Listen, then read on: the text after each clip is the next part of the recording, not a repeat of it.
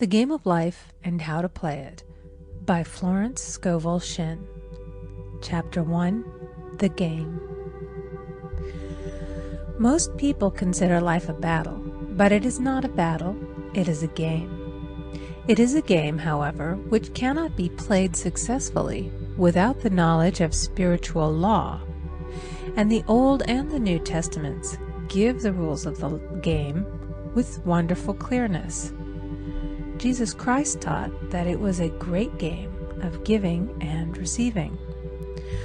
Whatsoever a man soweth, that shall he also reap. This means that whatever man sends out in word or deed will return to him. What he gives, he will receive. If he gives hate, he will receive hate. If he gives love, he will receive love. If he gives criticism, he will receive criticism. If he lies, he will be lied to. If he cheats, he will be cheated. We are taught also that the imaging faculty plays a leading part in the game of life.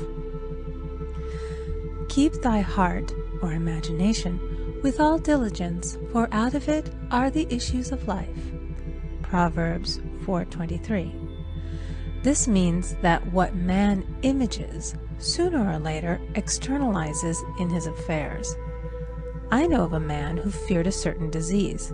It was a very rare disease and difficult to get, but he pictured it continually and read about it until it manifested in his body and he died, the victim of distorted imagination. So we see, to play successfully the game of life, we must train the imaging faculty. A person with an imaging faculty trained to image only good brings into his life every righteous desire of his heart. Health, wealth, love, friends, perfect self-expression, his highest ideals. The imagination has been called the scissors of the mind, and it is ever cutting, day by day, the pictures man sees there, and sooner or later he meets his own creations in his outer world. To train the imagination successfully, man must understand the workings of his mind. The Greeks said, "Know thyself." There are three departments of the mind: the subconscious, conscious, and superconscious. The subconscious is simply power without direction. It is like steam or electricity, and it does what it is directed to. It has no power of induction. Whatever man feels deeply or images clearly is impressed upon the subconscious mind and carried out in minutest detail. For example, a woman I know, when a child, always made believe she was a widow. She dressed up in black clothes and wore a long black veil, and people thought she was very clever and amusing. She grew up and married a man with whom she was deeply in love. In a short time he died, and she wore black and a sweeping veil for many years. The picture of herself as a widow was so impressed upon the subconscious mind, and in due time worked itself out regardless of the havoc created. The conscious mind has been called mortal or carnal mind. It is the human mind and sees life as it appears to be. It sees death, disaster, sickness, poverty, and limitation of every kind, and it impresses the subconscious. The superconscious mind is the God mind within each man and is the realm of perfect ideas. In it is the perfect pattern spoken of by Plato, the divine design, for there is a divine design for each person. There is a place that you are to fill and no one else can fill, something you are to do which no one else can do. There is a perfect picture of this in the superconscious mind. It usually flashes across the conscious as an unattainable ideal, something too good to be true. In reality, it is man's true destiny or destination flashed to him from the infinite intelligence which is within himself. Many people, however, are in ignorance of their true destinies and are striving for things and situations which do not belong to them and would only bring failure and dissatisfaction if attained. For example, a woman came to me and asked me to speak the word that she would marry a certain man with whom she was very much in love. She called him A.B. I replied that this would be a violation of spiritual law, but that I would speak the word for the right man, the divine selection, the man who belonged to her by divine right. I added, if A.B. is the right man, you can't lose him, and if he isn't, you will receive his equivalent. She saw A.B. frequently, but no headway was made in their friendship. One evening she called and said, "Do you know, for the last week, A.B. hasn't seemed so wonderful to me." I replied, "Maybe he is not the divine selection. Another man may be the right one." Soon after that, she met another man who fell in love with her at once and who said she was his ideal. In fact, he said all the things that she had always wished A.B. would say to her. She remarked, it was quite uncanny. She soon returned to his love and lost all interest in A.B. This shows the law of substitution. A right idea was substituted for a wrong one. Therefore, there was no loss or sacrifice involved. Jesus Christ said, "Seek ye first the kingdom of God and his righteousness, and all these things shall be added unto you." And he said the kingdom was within man. The kingdom is the realm of right ideas, or the divine pattern. Jesus Christ taught that man's words played a leading part in the game of life. By your words ye are justified, and by your words ye are condemned. Many people have brought disaster into their lives through idle words. For example, a woman once asked me why her life was now one of poverty, of limitation. Formerly she had a home, was surrounded by beautiful things, and had plenty of money. We found she had often tired of the management of her home and had said repeatedly, "I'm sick and tired of things. I wish I lived in a trunk." And she added, "Today I am living in that trunk." She had spoken herself into a trunk. The subconscious mind has no sense of humor, and people often joke themselves into unhappy experiences. For example, a woman who had a great deal of money joked continually about getting ready for the poorhouse. In a few years, she was almost destitute, having impressed the subconscious mind with a picture of lack and limitation. Fortunately, the law works both ways, and a situation of lack may be changed to one of plenty. For example, a woman came to me one hot summer's day for a treatment for prosperity. She was worn out, dejected, and discouraged. She said she possessed just $8 in the world. I said, "Good, we'll bless the $8 and multiply them as Jesus Christ multiplied the loaves and the fishes." For he taught that every man had the power to bless and to multiply, to heal and to prosper. She said, "What shall I do next?" I replied, "Follow intuition. Have you a hunch to do anything or to go anywhere?" Intuition means intuition, or to be taught from within. It is man's unerring guide, and I will deal more fully with its laws in a following chapter. The woman replied, "I don't know. I seem to have a hunch to go home. I've just enough money for car fare." Her home was in a distant city and was one of lack and limitation, and the reasoning mind, or intellect, would have said, "Stay in New York and get work and make some money." I replied, "Then go home. Never violate a hunch." I spoke the following words for her. "Infinite Spirit, open the way for great abundance for She is an irresistible magnet for all that belongs to her by divine right." I told her to repeat it continually also. She left for home immediately, and calling on a woman one day, she linked up with an old friend of her family. Through this friend, she received thousands of dollars in a most miraculous way. She has said to me often, "Tell people about the woman who came to you with $8 and a hunch." There is always plenty on man's pathway, but it can only be brought into manifestation through desire, faith, or the spoken word. Jesus Christ brought out clearly that man must make the first move. Ask, and it shall be given to you. Seek, and ye shall find. Knock, and it shall be opened unto you. Matthew 7:7. In the Scriptures we read, "Concerning the works of my hands, command ye me." Infinite intelligence, God, is ever ready to carry out man's smallest or greatest demands. Every desire, uttered or unexpressed, is a demand. We are often startled by having a wish suddenly fulfilled. For example, one Easter, having seen many beautiful rose trees in the florist's windows, I wished I would receive one, and for an instant saw it mentally being carried in the door. Easter came, and with it a beautiful rose tree.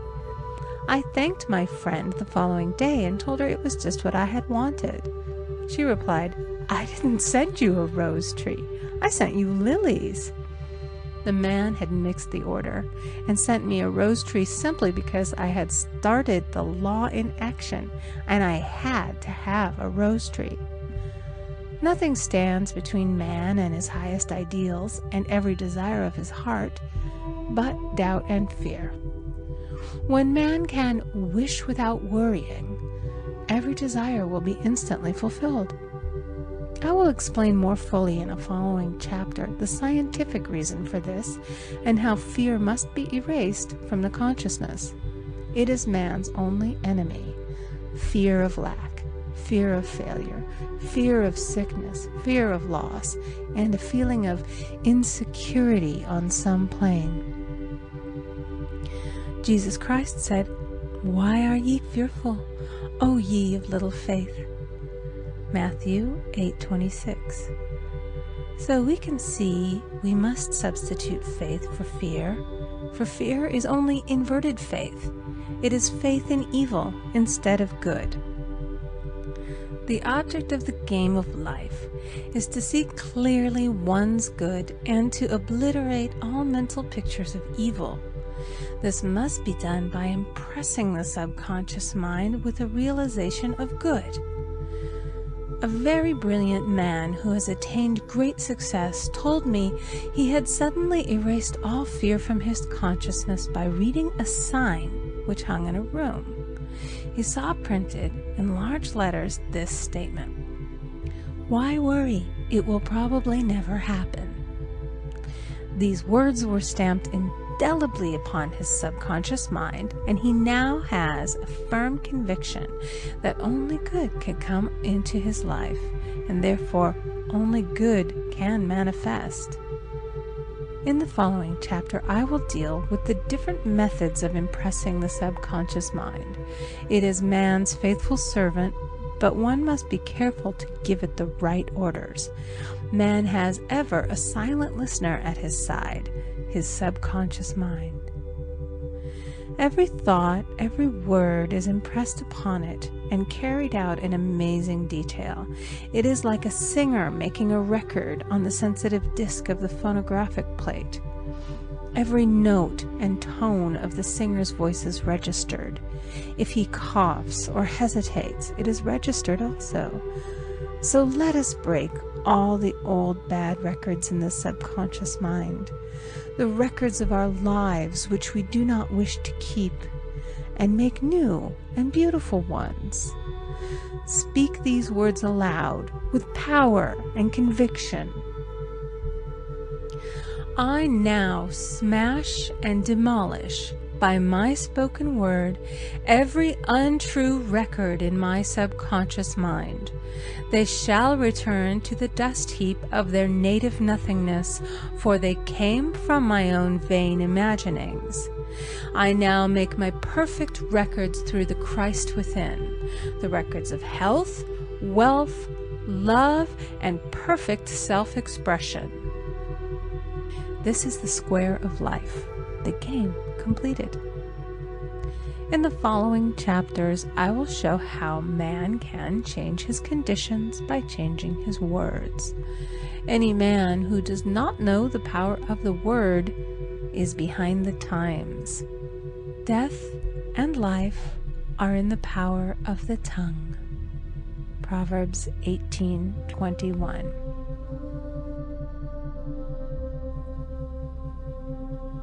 End of Chapter 1. Recording by Amy Conger. The Game of Life and How to Play It by Florence Scovel Shinn. Chapter 2. The Law of Prosperity. Yea, the Almighty shall be thy defense, and thou shalt have plenty of silver.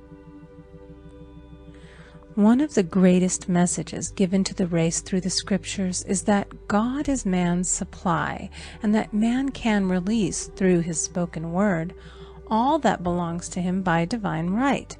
He must, however, have perfect faith in his spoken word.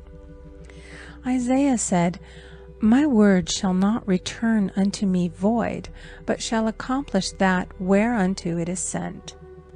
We know now that words and thoughts are a tremendous vibratory force, ever molding man's body and affairs. A woman came to me in great distress and said she was to be sued on the 15th of the month for $3,000. She knew no way of getting the money and was in despair.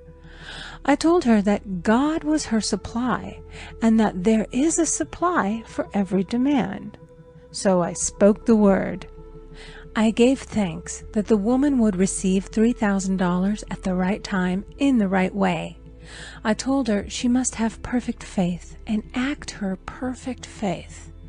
The 15th came, but no money had materialized. She called me on the phone and asked what she was to do. I replied, "It is Saturday, so they won't sue you today. Your part is to act rich, thereby showing perfect faith that you will receive it by Monday." She asked me to lunch with her to keep her courage. When I joined her at a restaurant, I said, "This is no time to economize. Order an expensive luncheon and act as if you have already received the $3,000. All things whatsoever ye ask in prayer, believing ye shall receive." You must act as if you had already received. The next morning she called me on the phone and asked me to stay with her during the day. I said, "No, you are divinely protected and God is never too late." In the evening she phoned again, greatly excited, and said, "My dear, a miracle has happened. I was sitting in my room this morning when the doorbell rang. I said to the maid, 'Don't let anyone in.' The maid, however, looked out the window and said, 'It's your cousin with the long white beard.' So I said, 'Call him back. I would like to see him.' And he was just turning the corner when he heard the maid's voice, and he came back. He talked for about an hour, and just as he was leaving, he said, 'Oh, by the way, how are finances?' I told him I needed the money, and he said, 'Why, my dear, I will give you $3,000 the first of the month.' I didn't like to tell him that I was going to be sued. What shall I do?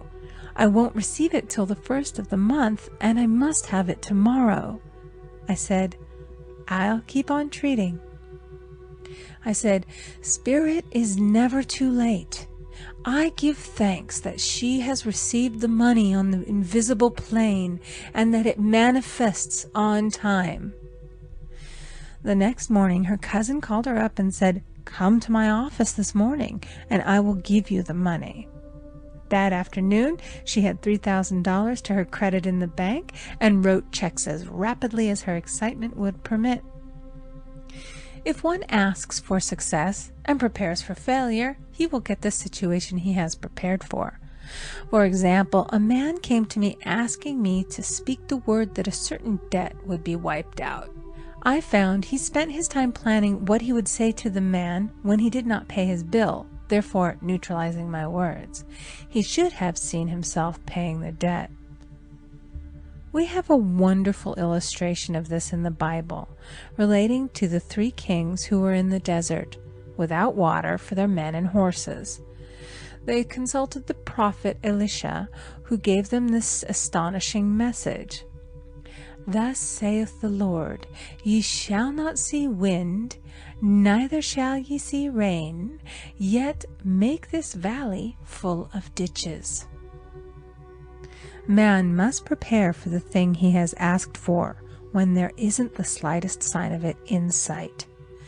For example, a woman found it necessary to look for an apartment during the year when there was a great shortage of apartments in New York.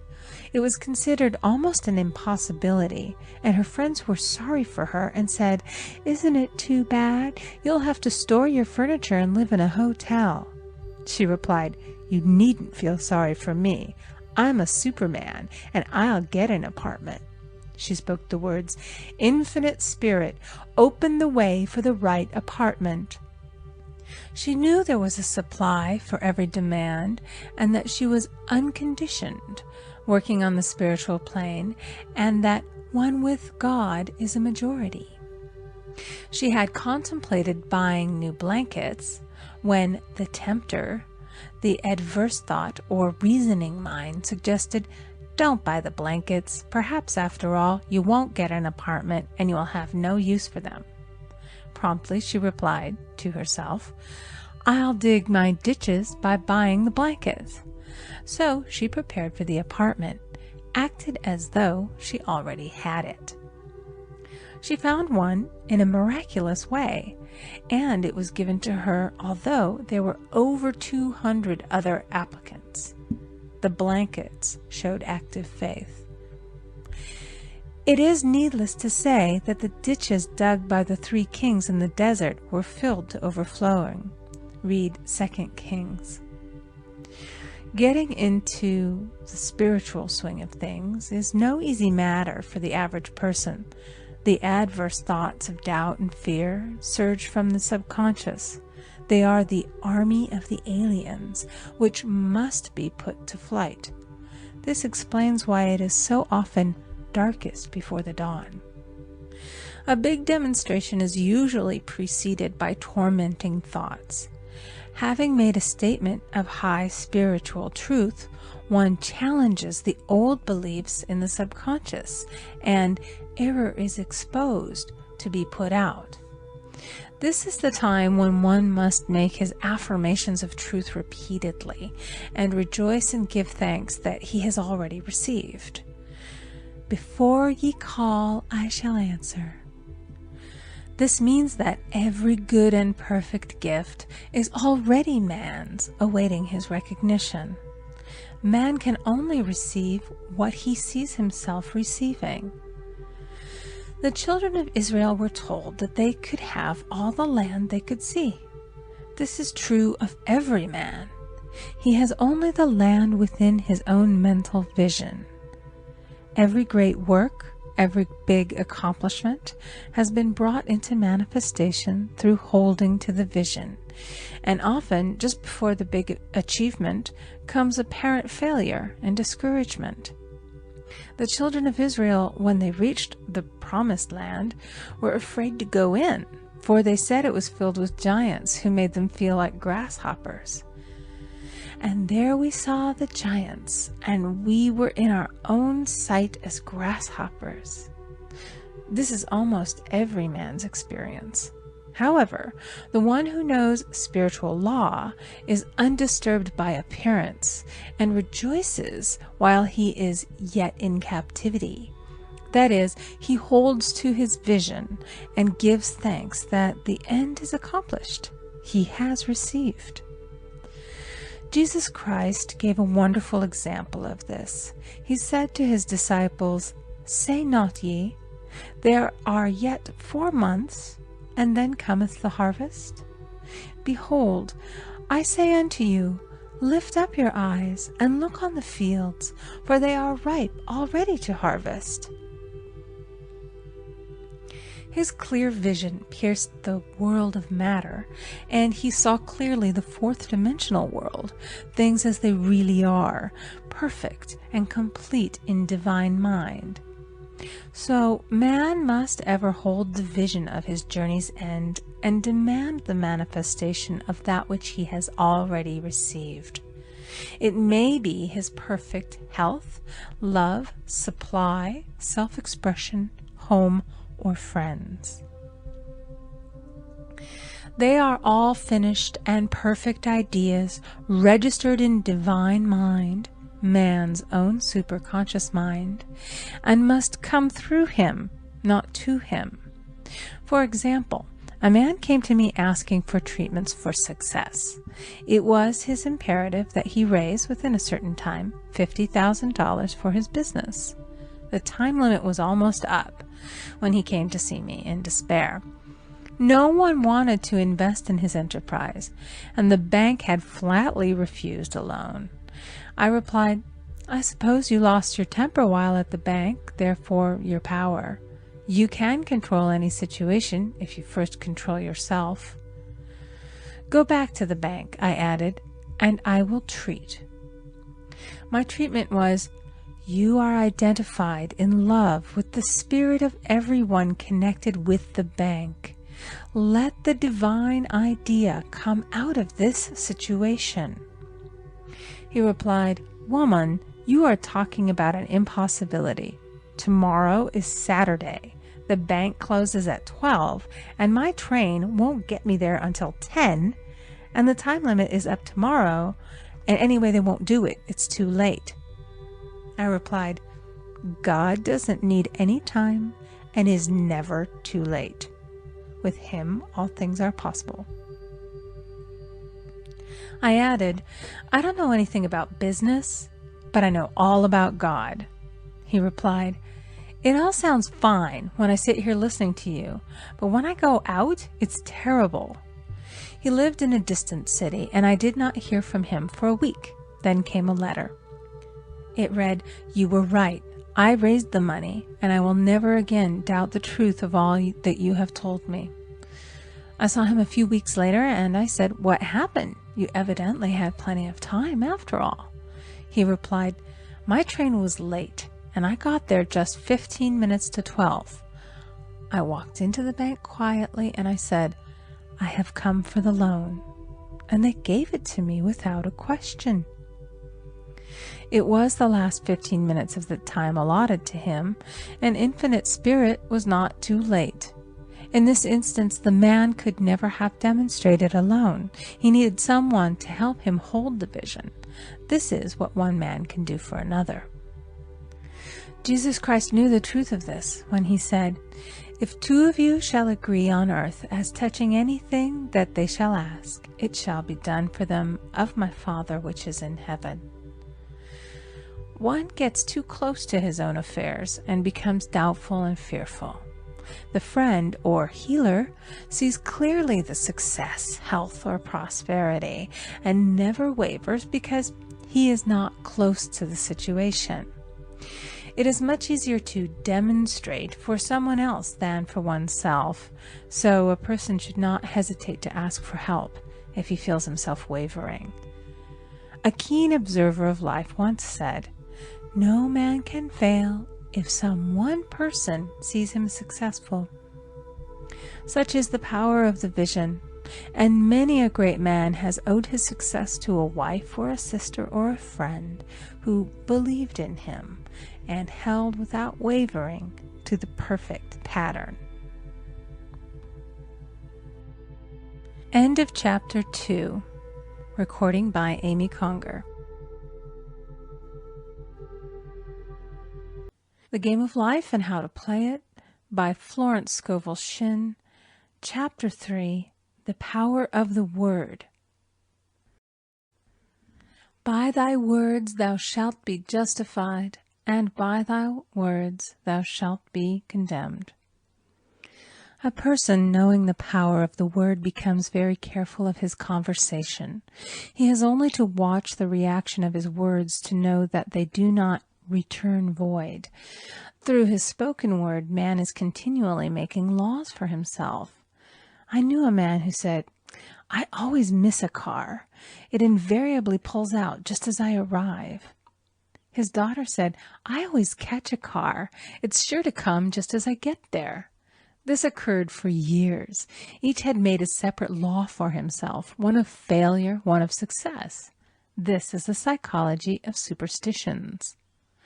The horseshoe or rabbit's foot contains no power, but man's spoken word and belief that it will bring him good luck creates expectancy in the subconscious mind and attracts a lucky situation.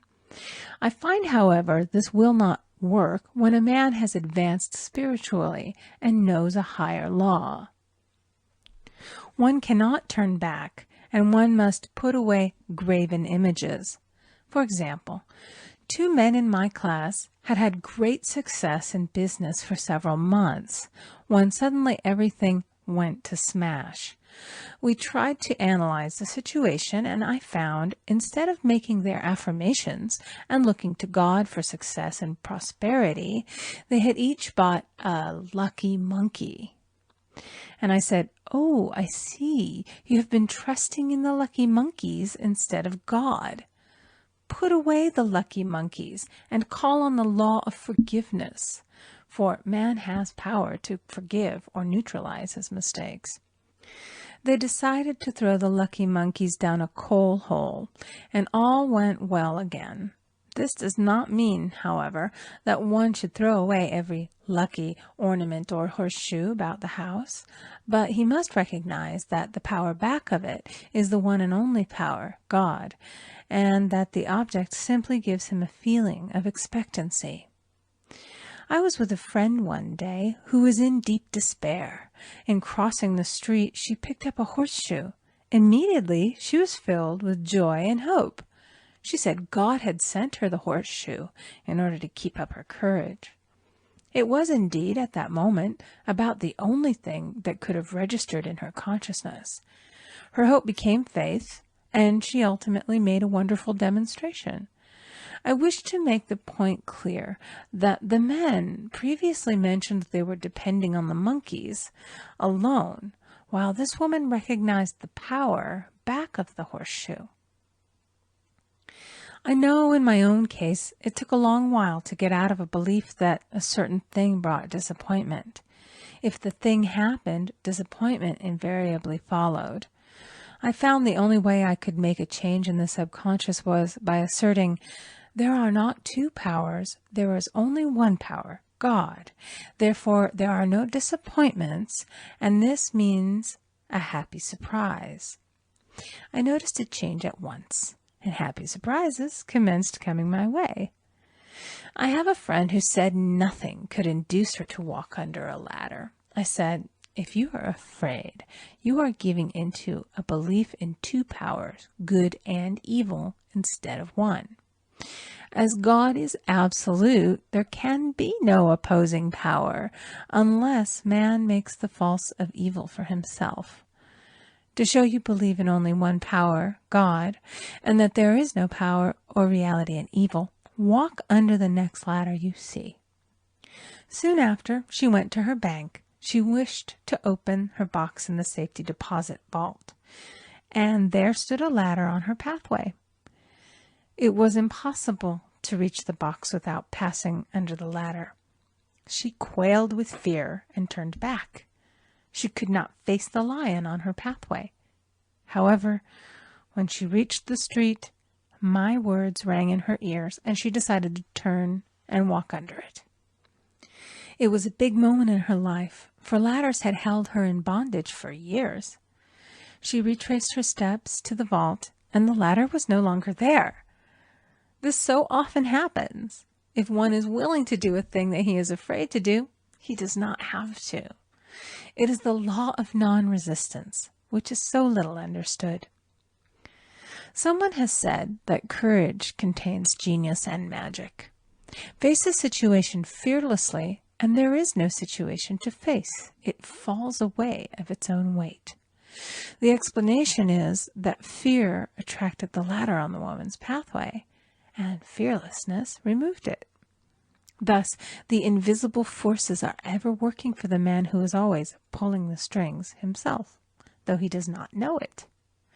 Owing to the vibratory power of words, whatever man voices, he begins to attract. People who continually speak of disease invariably attract it.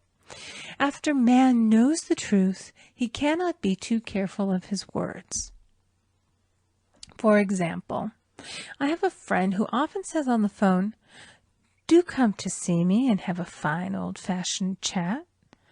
This old-fashioned chat means an hour of about 500 to 1,000 destructive words, the principal topics being loss, lack, failure, and sickness. I reply, "No, thank you. I've had enough old-fashioned chats in my life. They are too expensive, but I will be glad to have a new-fashioned chat and talk about what we want, not what we don't want." There is an old saying that man only dares to use his words for 3 purposes: to heal, bless, or prosper. What man says of others will be said of him, and what he wishes for another he is wishing for himself. Curses like chickens come home to roost. If a man wishes someone bad luck, he is sure to attract bad luck himself. If he wishes to aid someone to success, he is wishing and aiding himself to success. The body may be renewed and transformed through the spoken word and clear vision, and disease be completely wiped out of the consciousness. The metaphysician knows that all disease has a mental correspondence, and in order to heal the body, one must first heal the soul. The soul is the subconscious mind, and it must be saved from wrong thinking. In the 23rd Psalm we read, "He restoreth my soul." This means that the subconscious mind or soul must be restored with the right ideas, and the mystical marriage is the marriage of the soul and the spirit, or the subconscious and superconscious mind. They must be one. When the subconscious is flooded with the perfect ideas of the superconscious, God and man are one. I and the Father are one. That is, he is one with the realm of perfect ideas.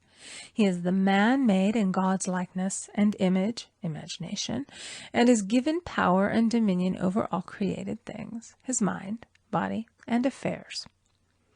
It is safe to say that all sickness and unhappiness come from the violation of the law of love. A new commandment I give unto you, love one another. And in the game of life, love or goodwill takes every trick. For example, a woman I know had, for years, an appearance of a terrible skin disease. The doctors told her it was incurable, and she was in despair. She was on the stage, and she feared she would soon have to give up her profession, and she had no other means of support. She, however, procured a good engagement, and on the opening night made a great hit. She received flattering notices from the critics, and was joyful and elated. The next day she received a notice of dismissal. A man in the cast had been jealous of her success and had caused her to be sent away. She felt hatred and resentment taking complete possession of her, and she cried out, "Oh God, don't let me hate that man." That night she worked for hours in the silence. She said, "I soon came into a very deep silence. I seemed to be at peace with myself, with the man, and with the whole world. I continued this for 2 following nights, and on the 3rd day I found I was healed completely of the skin disease." In asking for love or goodwill, she had fulfilled the law, for love is the fulfilling of the law, and the disease, which came from the subconscious resentment, was wiped out.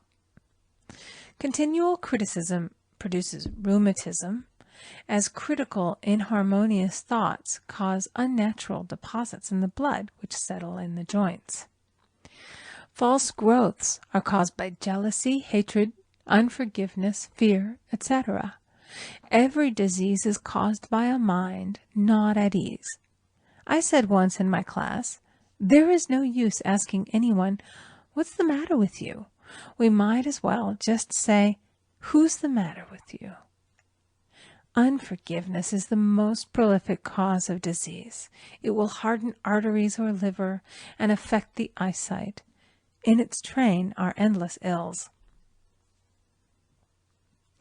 I called on a woman one day who said she was ill from having eaten a poisoned oyster.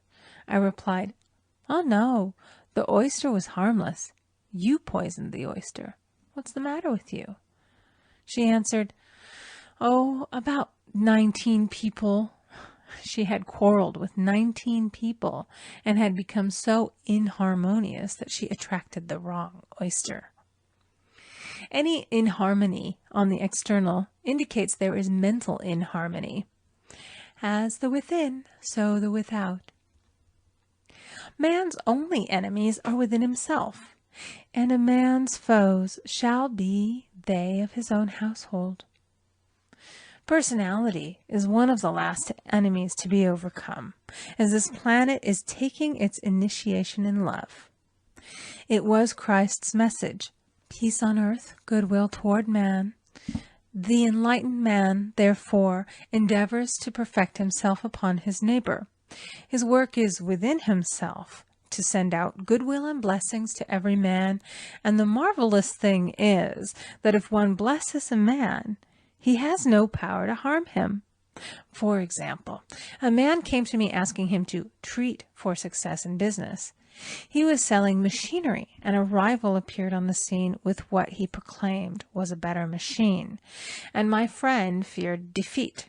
I said, "First of all, we must wipe out all fear, and know that God protects your interests, and that the divine idea must come out of the situation.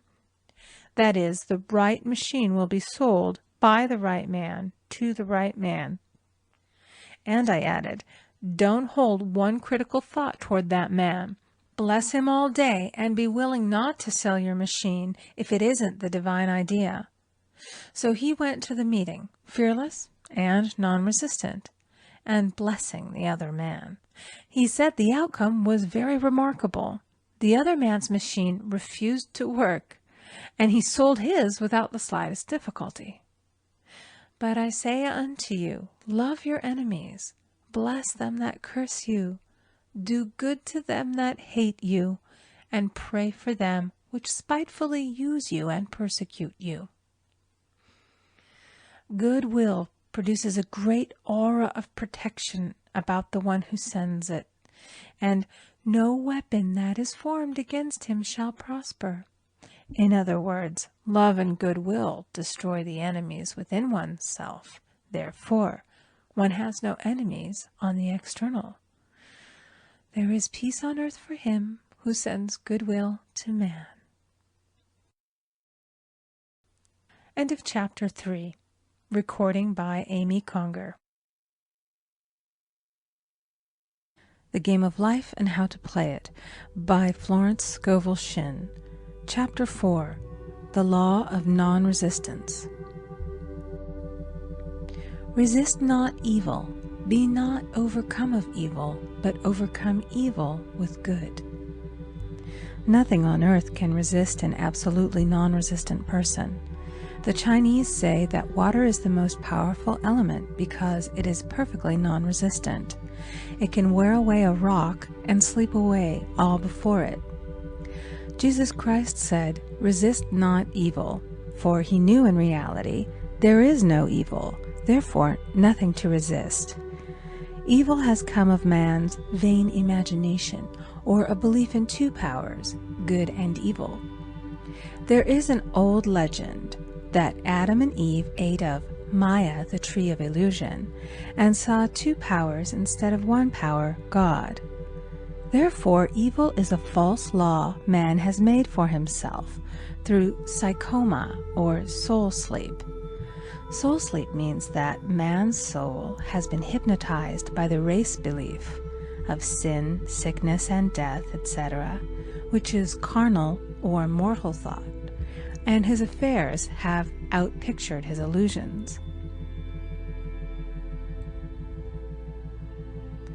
We have read in a preceding chapter that man's soul is his subconscious mind, and whatever he feels deeply, good or bad, is outpictured by that faithful servant. His body and affairs show forth what he has been picturing. The sick man has pictured sickness, the poor man poverty, the rich man wealth. Young people often say, "Why does a little child attract illness?" when it is too young to even know what it means.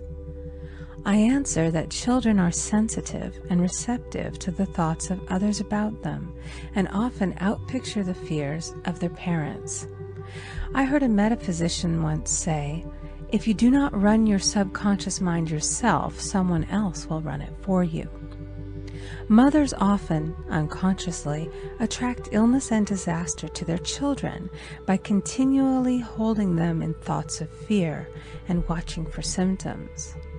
For example, a friend asked a woman if her little girl had had the measles. She replied promptly, "Not yet." This implied that she was expecting the illness and therefore preparing the way for what she did not want for herself and child. However, the man who is centered and established in his right thinking, the man who sends out only goodwill to his fellow man, and who is without fear, cannot be touched or influenced by the negative thoughts of others. In fact, he could then receive only good thoughts, as he himself sends forth only good thoughts. Resistance is hell, for it places man in a state of torment. A metaphysician once gave me a wonderful recipe for taking every trick in the game of life. It is the acme of non-resistance. He gave it in this way. At one time in my life, I baptized children, and of course they had many names. Now I no longer baptize children, but I baptize events. But I give every event the same name. If I have a failure, I baptize it success, in the name of the Father and of the Son and of the Holy Ghost. In this we see the great law of transmutation, founded on non-resistance. Through his spoken word, every failure was transmuted into success. For example, a woman who required money, who knew the spiritual law of opulence, was thrown continually in a business way with a man who made her feel very poor. He talked lack and limitation, and she commenced to catch his poverty thoughts. So she disliked him and blamed him for her failure. She knew in order to demonstrate her supply, she must first feel that she had received. A feeling of opulence must precede its manifestation. It dawned upon her one day that she was resisting the situation and seeing two powers instead of one. So she blessed the man and baptized the situation. Success, she affirmed. As there is only one power, God, this man is here for my good and my prosperity, just what he did not seem to be there for. Soon after that, she met, through this man, a woman who gave her, for a service rendered, several $1,000s, and the man moved to a distant city and faded harmoniously from her life. Make the statement, "Every man is a golden link in the chain of my good, for all men are God in manifestation, awaiting the opportunity given by man himself to serve the divine plan of his life. Bless your enemy, and you rob him of his ammunition. His arrows will be transmuted into blessings." This law is true of nations as well as individuals. Bless a nation, send love and goodwill to every inhabitant, and it is robbed of its power to harm. Man can only get the right idea of non-resistance through spiritual understanding. My students have often said, "I don't want to be a doormat." I reply, when you use non-resistance with wisdom, no one will ever be able to walk over you. Another example. One day I was impatiently awaiting an important telephone call. I resisted every call that came in and made no outgoing calls myself, reasoning that it might interfere with the one I was awaiting. Instead of saying, "Divine ideas never conflict, the call will come at the right time," leaving it to infinite intelligence to arrange, I commenced to manage things myself. I made the battle mine, not God's, and remained tense and anxious. The bell did not ring for about an hour, and I glanced at the phone and found the receiver had been off that length of time, and the phone was disconnected. My anxiety, fear, and belief in interference had brought on a total eclipse of the telephone. Realizing what I had done, I commenced blessing the situation at once. I baptized it success and affirmed, "I cannot lose any call that belongs to me by divine right. I am under grace and not under law." A friend rushed out to the nearest telephone to notify the company to reconnect. She entered a crowded grocery, but the proprietor left his customers and attended to the call himself. My phone was connected at once, and 2 minutes later I received a very important call, and about an hour afterward, the one I had been awaiting. One's ships come in over a calm sea. So long as man resists a situation, he will have it with him. If he runs away from it, it will run after him. For example, I repeated this to a woman one day, and she replied, "How true that is. I was unhappy at home. I disliked my mother, who was critical and domineering, so I ran away and was married. But I married my mother, for my husband was exactly like my mother, and I had the same situation to face again." Agree with thine adversary quickly. That means agree that the adverse situation is good. Be undisturbed by it, and it falls away of its own weight. "None of these things move me" is a wonderful affirmation. The inharmonious situation comes from some inharmony within man himself. When there is in him no emotional response to an inharmonious situation, it fades away forever from his pathway. So we see man's work is ever with himself. People have said to me, "Give treatments to change my husband or my brother." I reply, "No, I will give treatments to change you.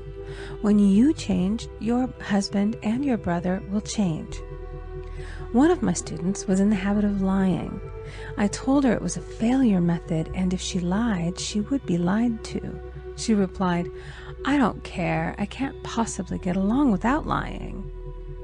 One day she was speaking on the phone to a man with whom she was very much in love. She turned to me and said, "I don't trust him. I know he's lying to me."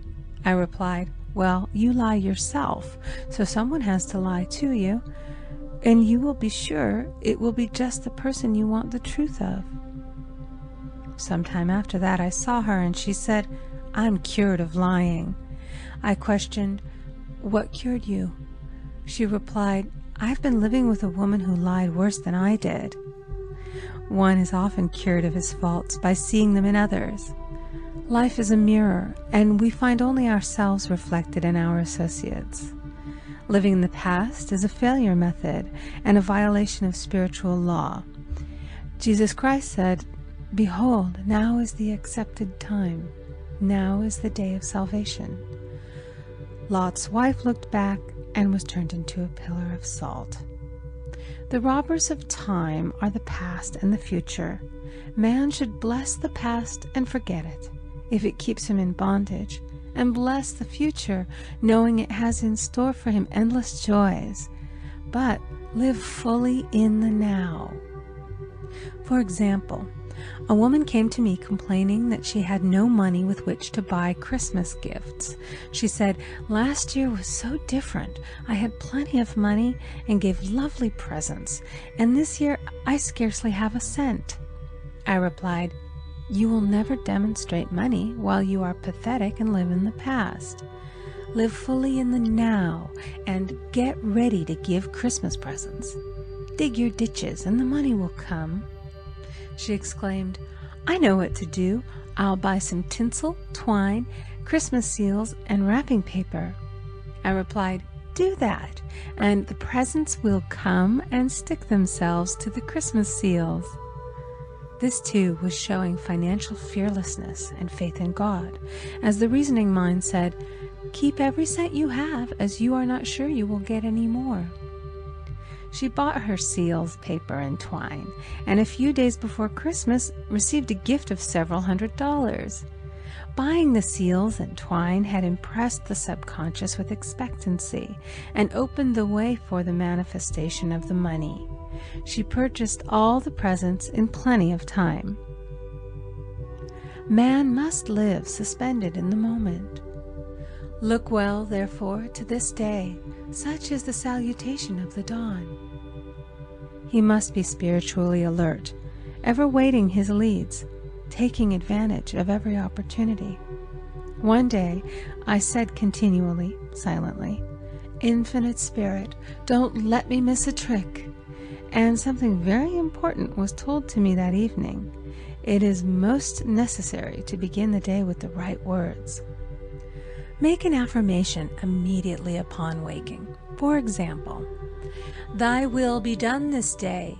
Today is a day of completion. I give thanks for this perfect day. Miracle shall follow miracle, and wonders shall never cease." Make this a habit, and one will see wonders and miracles come into his life. One morning I picked up a book and read, "Look with wonder at that which is before you." It seemed to be my message for the day, so I repeated it again and again. Look with wonder at that which is before you. At about noon, a large sum of money was given to me, which I had been desiring for a certain purpose. In the following chapter, I will give affirmations that I have found most effective. However, one should never use an affirmation unless it is absolutely satisfying and convincing to his own consciousness. And often, an affirmative is changed to suit different people. For example, the following has brought success to many. "I have a wonderful work in a wonderful way. I give wonderful service for wonderful pay." I gave the first 2 lines to one of my students, and she added the last 2. It made a most powerful statement, as there should always be perfect payment for perfect service, and a rhyme sinks easily into the subconscious. She went about singing it aloud, and soon did receive wonderful work in a wonderful way, and gave wonderful service for wonderful pay. Another student, a businessman, took it and changed the word to business. He repeated, "I have a wonderful business in a wonderful way, and I give wonderful service for wonderful pay." That afternoon, he made a $41,000 deal, though there had been no activity in his affairs for months. Every affirmation must be carefully worded and completely cover the ground. For example, I knew a woman who was in great need and made a demand for work. She received a great deal of work, but was never paid anything. She now knows to add wonderful service for wonderful pay. It is man's divine right to have plenty, more than enough. His barns should be full, and his cup should flow over. This is God's idea for man, and when man breaks down the barriers of lack in his own consciousness, the golden age will be his, and every righteous desire of his heart fulfilled. End of Chapter 4. Recording by Amy Conger. The Game of Life and How to Play It by Florence Scovel Shinn. Chapter 5. The Law of Karma and the Law of Forgiveness. Man receives only that which he gives. The game of life is a game of boomerangs. Man's thoughts, deeds, and words return to him sooner or later with astounding accuracy. This is the law of karma, which is Sanskrit for comeback. Whatsoever a man soweth, that shall he also reap. For example, a friend told me this story of herself, illustrating the law. She said, "I make all my karma on my aunt. Whatever I say to her, someone says to me. I am often irritable at home when one day said to my aunt, who was talking to me during dinner, "No more talk, I wish to eat in peace." The following day I was lunching with a woman with whom I wished to make a great impression.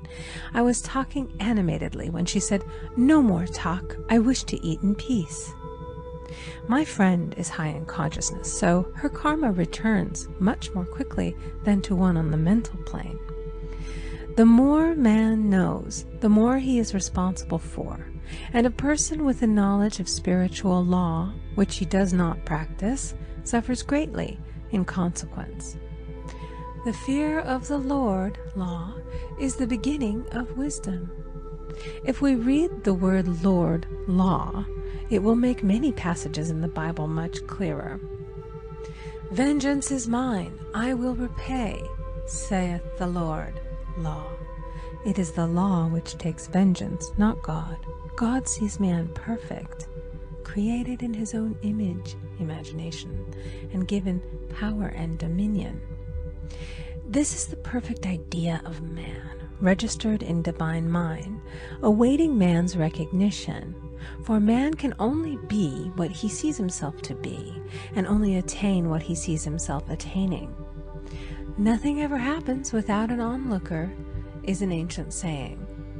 Man first sees his failure or success, his joy or sorrow, before it swings into visibility from the scenes set in his own imagination. We have observed this in the mother picturing disease for her child, or a woman seeing success for her husband. Jesus Christ said, "And ye shall know the truth, and the truth shall make you free." So we see freedom from all unhappy conditions comes through knowledge, a knowledge of spiritual law. Obedience precedes authority, and the law obeys man when he obeys the law. The law of electricity must be obeyed before it becomes man's servant. When handled ignorantly, it becomes man's deadly foe. So with the laws of mind. For example, a woman with a strong personal will wished she owned a house which belonged to an acquaintance, and she often made mental pictures of herself living in the house. In the course of time, the man died, and she moved into the house. Several years afterwards, coming into the knowledge of spiritual law, she said to me, "Do you think I had anything to do with that man's death?" I replied, "Yes, your desire was so strong, everything made way for it. But you paid your karmic debt. Your husband, whom you loved devotedly, died soon after, and the house was a white elephant on your hands for many years." The original owner, however, could not have been affected by her thoughts had he been positive in the truth, nor her husband, but they were both under karmic law. The woman should have said, feeling the great desire for the house, "Infinite intelligence, give me the right house, equally as charming as this, the house which is mine by divine right." The divine selection would have given perfect satisfaction and brought good to all. The divine pattern is the only safe pattern to work by. Desire is a tremendous force and must be directed in the right channels, or chaos ensues. In demonstrating, the most important step is the first step, to ask aright. Man should always demand only that which is his by divine right. To go back to the illustration, had the woman taken this attitude, "If this house I desire is mine, I cannot lose it. If it is not, give me its equivalent," the man might have decided to move out harmoniously had it been the divine selection for her, or another house would have been substituted. Anything forced into manifestation through personal will is always ill-got and has ever bad success. Man is admonished, "My will be done, not thine." And the curious thing is, man always gets just what he desires when he does relinquish all personal will, thereby enabling infinite intelligence to work through him. "Stand ye still and see the salvation of the Lord," law.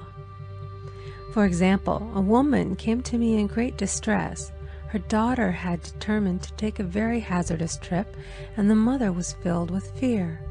She said she had used every argument, had pointed out the dangers to be encountered, had forbidden her to go, but the daughter became more and more rebellious and determined.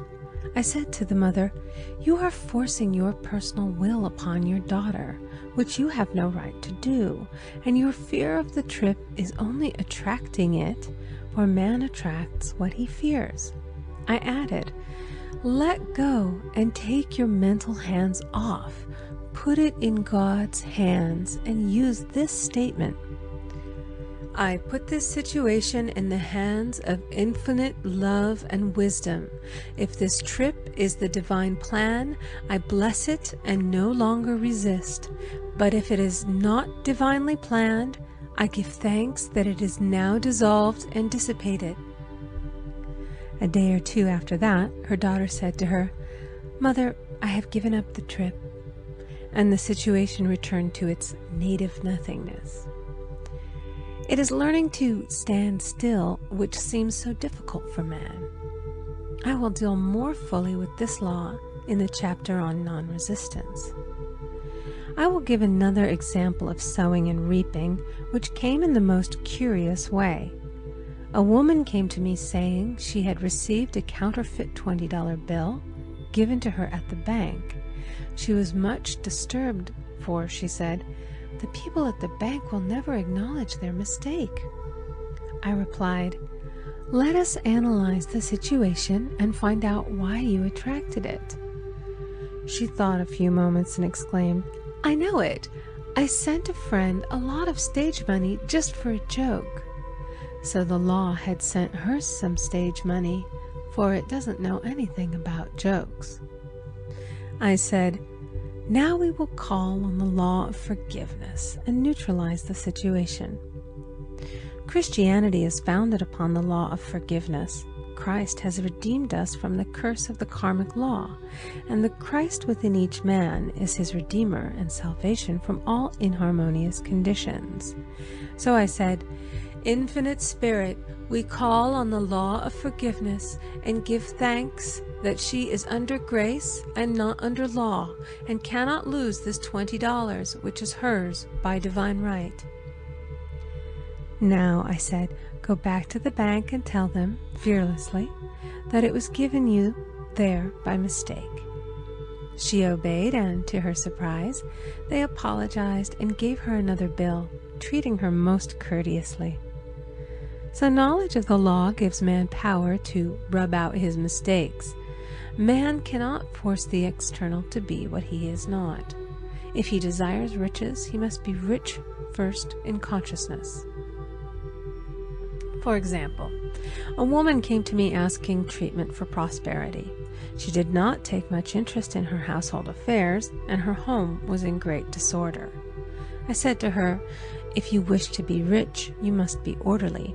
All men with great wealth are orderly, and order is heaven's first law." I added, "You will never become rich with a burnt match in the pincushion." She had a good sense of humor and commenced immediately putting her house in order. She rearranged furniture, straightened out her bureau drawers, cleaned rugs, and soon made a big financial demonstration, a gift from a relative. The woman herself became made over and keeps herself keyed up financially by being ever watchful of the external and expecting prosperity, knowing God is her supply. Many people are in ignorance of the fact that gifts and things are investments, and that hoarding and saving invariably lead to loss. "There is that scattereth, and yet increaseth. There is that withholdeth more than is meet, but it tendeth to poverty." For example, I knew a man who wanted to buy a fur-lined overcoat. He and his wife went to various shops, but there was none he wanted. He said they were all too cheap-looking. At last he was shown one the salesman said was valued at $1,000, but which the manager would sell him for $500, as it was late in the season. His financial possessions amounted to about $700. The reasoning mind would have said, "You can't afford to spend nearly all you have on a coat." But he was very intuitive and never reasoned.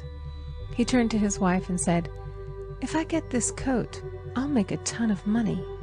So his wife consented, weakly. About a month later, he received a $10,000 commission. The coat made him feel so rich, it linked him with success and prosperity. Without the coat, he would not have received the commission. It was an investment, paying large dividends. If man ignores these leadings to spend or to give, the same amount of money will go in an uninteresting or unhappy way. For example, a woman told me on Thanksgiving Day she informed her family that they could not afford a Thanksgiving dinner. She had the money, but decided to save it. A few days later, someone entered her room and took from the bureau drawer the exact amount the dinner would have cost. The law always stands back of the man who spends fearlessly with wisdom. For example, one of my students was shopping with her little nephew. The child clamored for a toy, which she told him she could not afford to buy. She realized suddenly that she was seeking lack and not recognizing God as her supply. So she bought the toy and on her way home picked up in the street the exact amount of money she had paid for it. Man's supply is inexhaustible and unfailing when fully trusted, but faith or trust must precede the demonstration. According to your faith be it unto you. Faith is the substance of things hoped for and the evidence of things not seen. For faith holds the vision steady, and the adverse pictures are dissolved and dissipated, and in due season we shall reap, if we faint not. Jesus Christ brought the good news, the gospel, that there was a higher law than the law of karma, and that law transcends the law of karma. It is the law of grace or forgiveness.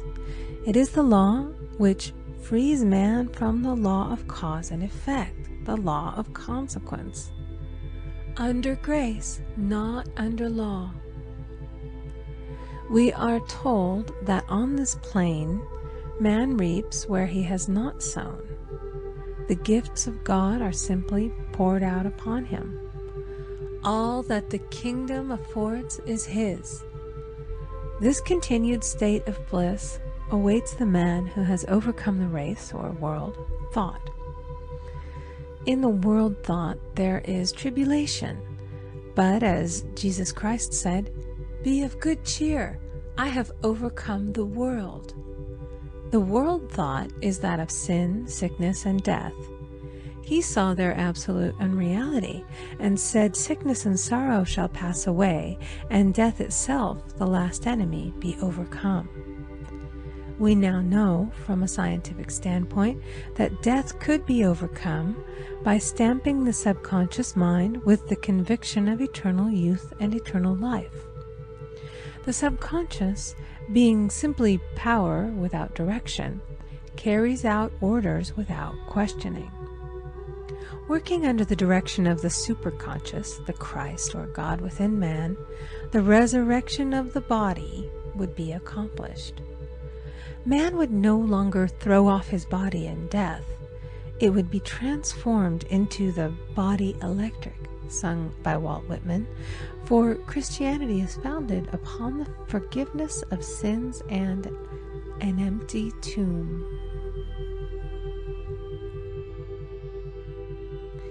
End of Chapter 5. Recording by Amy Conger.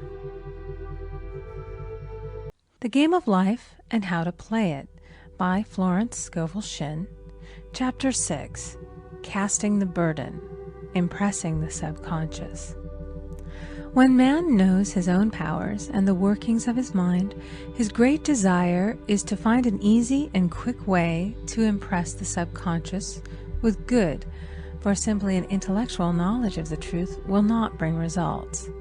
In my own case, I found the easiest way is in casting the burden. A metaphysician once explained it in this manner. He said, "The only thing which gives anything weight in nature is the law of gravitation. And if a boulder could be taken high above the planet, there would be no weight in that boulder." And that is what Jesus Christ meant when he said, "My yoke is easy and my burden is light." He had overcome the world vibration and functioned in the fourth dimensional realm, where there is only perfection, completion, life, and joy. He said, "Come to me, all ye that labor and are heavy laden, and I will give you rest. Take my yoke upon you, for my yoke is easy and my burden is light." We are also told in the 55th Psalm to cast thy burden upon the Lord. Many passages in the Bible state that the battle is God's, not man's, and that man is always to stand still and see the salvation of the Lord. This indicates that the superconscious mind, or Christ within, is the department which fights man's battle and relieves him of his burdens. We see, therefore, that man violates law if he carries a burden, and a burden is an adverse thought or condition, and this thought or condition has its root in the subconscious. It seems almost impossible to make any headway directing the subconscious from the conscious or reasoning mind, as the reasoning mind, the intellect, is limited in its conceptions and filled with doubts and fears. How scientific is it, then, to cast the burden upon the superconscious mind, or Christ within, where it is made light or dissolved into its native nothingness? For example, a woman in urgent need of money may light upon the Christ within, the superconscious, with the statement, "I cast this burden of lack on the Christ within, and I go free to have plenty."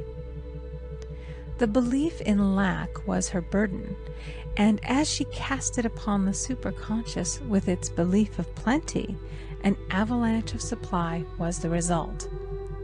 We read, "The Christ in you, the hope of glory." Another example. One of my students had been given a new piano, and there was no room in her studio for it until she had moved out the old one. She was in a state of perplexity. She wanted to keep the old piano, but knew of no place to send it. She became desperate, as the new piano was to be sent immediately. In fact, was on its way, with no place to put it. She said it came to her to repeat, "I cast this burden on the Christ within, and I go free."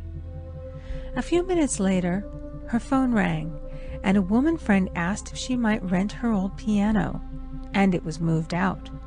A few minutes before, the new one arrived.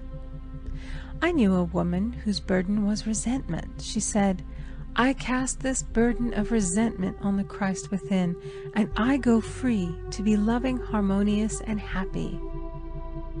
The almighty superconscious flooded the subconscious with love, and her whole life was changed. For years, resentment had held her in a state of torment and imprisoned her soul, the subconscious mind. The statement should be made over and over and over, sometimes for hours at a time, silently or audibly, with quietness but determination.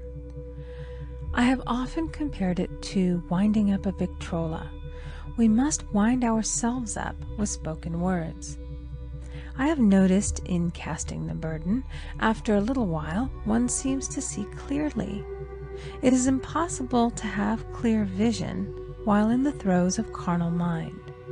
Doubts and fear poison the mind and body, and imagination runs riot, attracting disaster and disease. In steadily repeating the affirmation, "I cast this burden on the Christ within and go free," the vision clears, and with it a feeling of relief, and sooner or later comes the manifestation of good, be it health, happiness, or supply. One of my students once asked me to explain the darkness before the dawn. I referred in a preceding chapter to the fact that often, before the big demonstration, everything seems to go wrong. and deep depression clouds the consciousness. It means that out of the subconscious are rising the doubts and fears of the ages. These old derelicts of the subconscious rise to the surface to be put out. It is then that man should clap his cymbals like Jehoshaphat and give thanks that he is saved, even though he seems surrounded by the enemy, the situation of lack or disease. The student continued, "How long must one remain in the dark?" And I replied, "Until one can see in the dark. And casting the burden enables one to see in the dark." In order to impress the subconscious, active faith is always essential. Faith without works is dead. In these chapters, I have endeavored to bring out this point. Jesus Christ showed active faith when he commanded the multitude to sit down on the ground before he gave thanks for the loaves and the fishes. I will give another example showing how necessary this step is. In fact, active faith is the bridge over which man passes to his promised land. Through misunderstanding, a woman had been separated from her husband, whom she loved deeply. He refused all offers of reconciliation and would not communicate with her in any way. Coming into the knowledge of spiritual law, she denied the appearance of separation. She made this statement: "There is no separation in divine mind. Therefore, I cannot be separated from the love and companionship which are mine by divine right." She showed active faith by arranging a place for him at the table every day, thereby impressing the subconscious with a picture of his return. Over a year passed, but she never wavered, and one day he walked in. The subconscious is often impressed through music. Music has a fourth-dimensional quality and releases the soul from imprisonment. It makes wonderful things seem possible and easy of accomplishment. I have a friend who uses her Victrola daily for this purpose. It puts her in perfect harmony and releases the imagination. Another woman often dances while making her affirmations. The rhythm and harmony of music and motion carry her words forth with tremendous power. The student must remember also not to despise the day of small things. Invariably, before a demonstration come signs of land. Before Columbus reached America, he saw birds and twigs, which showed him land was near. So it is with a demonstration, but often the student mistakes it for the demonstration itself and is disappointed. For example, a woman had spoken the word for a set of dishes. Not long afterwards, a friend gave her a dish which was old and cracked.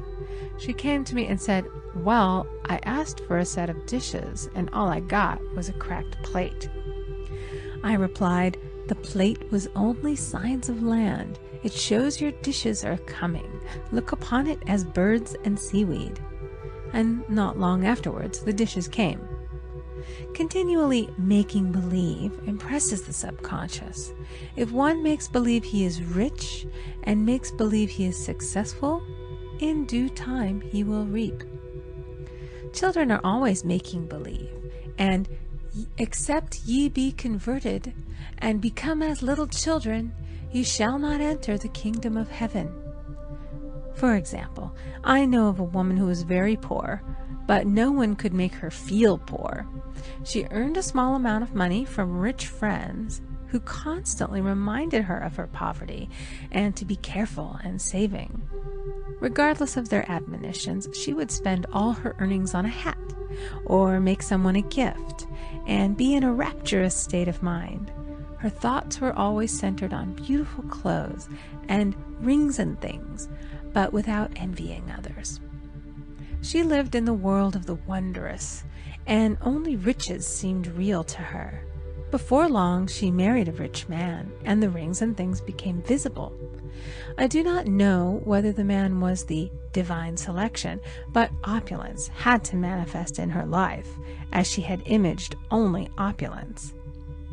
There is no peace or happiness for man until he has erased all fear from the subconscious. Fear is misdirected energy and must be redirected or transmuted into faith. Jesus Christ said, "Why are ye fearful, O ye of little faith? All things are possible to him that believeth." I am asked so often by my students, "How can I get rid of fear?" I replied, "By walking up to the thing you are afraid of." The lion takes its fierceness from your fear. Walk up to the lion, and he will disappear. Run away, and he runs after you. I have shown in previous chapters how the lion of lack disappeared when the individual spent money fearlessly, showing faith that God was his supply and therefore unfailing. Many of my students have come out of the bondage of poverty and are now bountifully supplied through losing all fear of letting money go out. The subconscious is impressed with the truth that God is the giver and the gift. Therefore, as one is one with the giver, he is one with the gift. A splendid statement is, "I now thank God the giver for God the gift."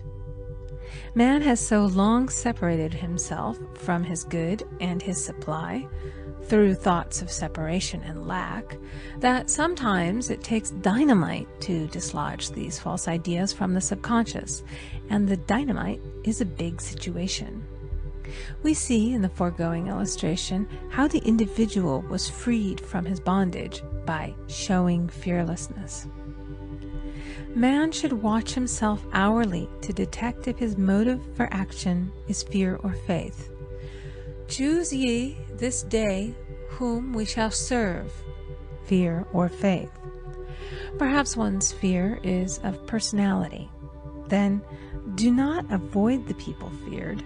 Be willing to meet them cheerfully, and they will either prove golden links in the chain of one's good, or disappear harmoniously from one's pathway. Perhaps one's fear is of disease or germs. Then one should be fearless and undisturbed in a germ-laden situation, and he would be immune.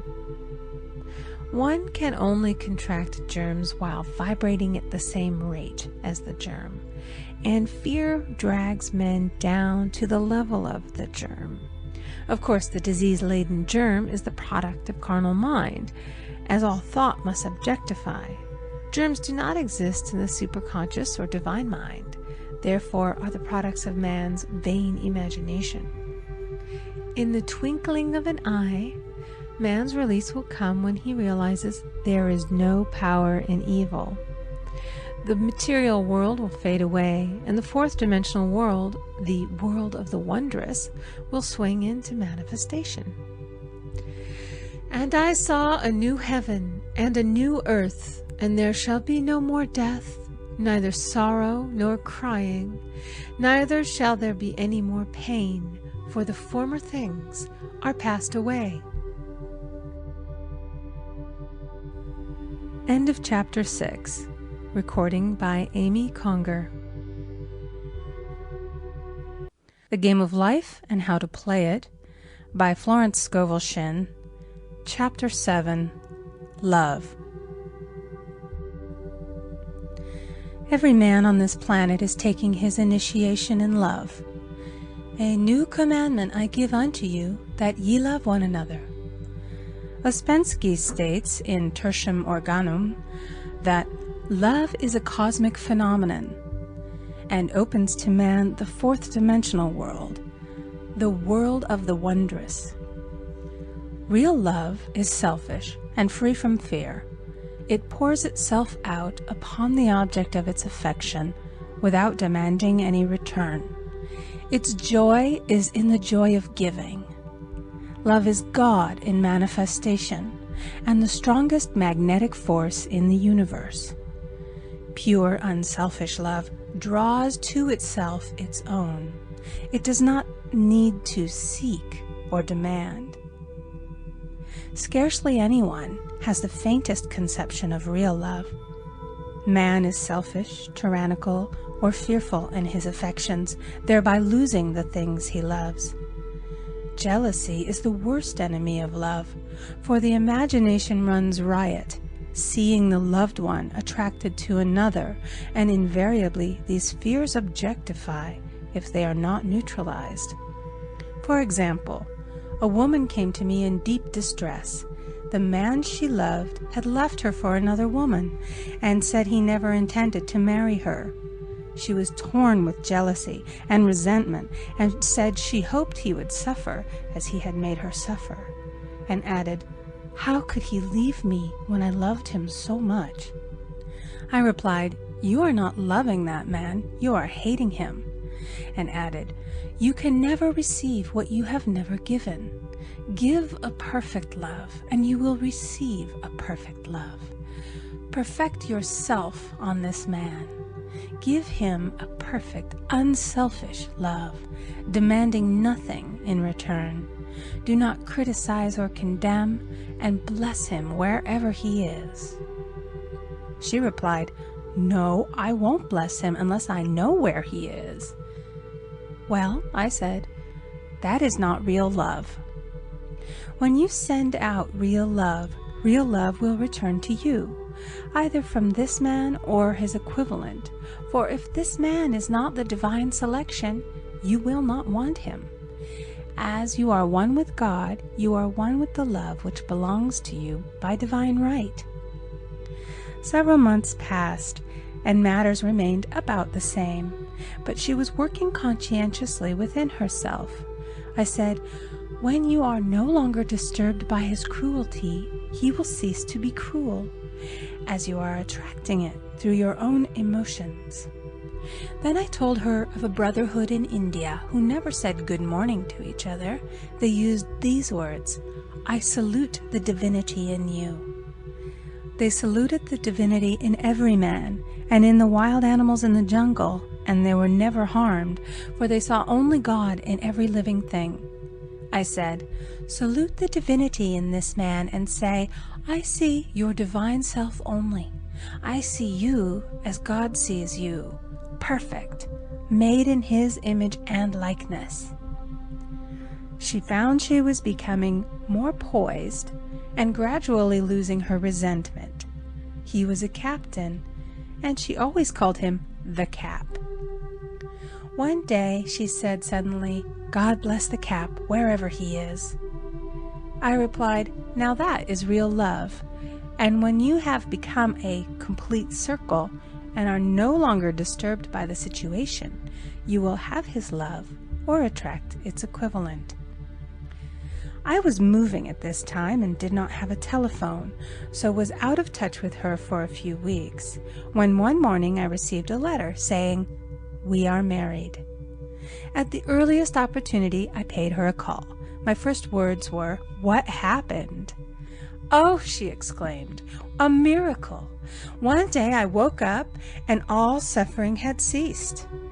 I saw him that evening and he asked me to marry him. We were married in about a week, and I have never seen a more devoted man." There is an old saying, "No man is your enemy, no man is your friend. Every man is your teacher." So one should become impersonal and learn what each man has to teach him, and soon he would learn his lessons and be free. The woman's lover was teaching her selfish love, which every man sooner or later must learn. Suffering is not necessary for man's development. It is the result of violation of spiritual law, but few people seem able to rouse themselves from their soul sleep without it. When people are happy, they usually become selfish, and automatically the law of karma is set in action. Man often suffers loss through lack of appreciation. I knew a woman who had a very nice husband, but she said often, "I don't care anything about being married, but that is nothing against my husband. I'm simply not interested in married life." She had other interests, and scarcely remembered she had a husband. She only thought of him when she saw him.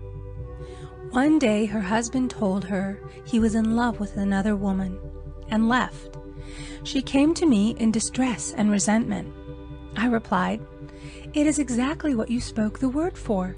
You said you didn't care anything about being married, so the subconscious worked to get you unmarried." She said, "Oh yes, I see. People get what they want and then feel very much hurt." She soon became in perfect harmony with the situation and knew they were both much happier apart.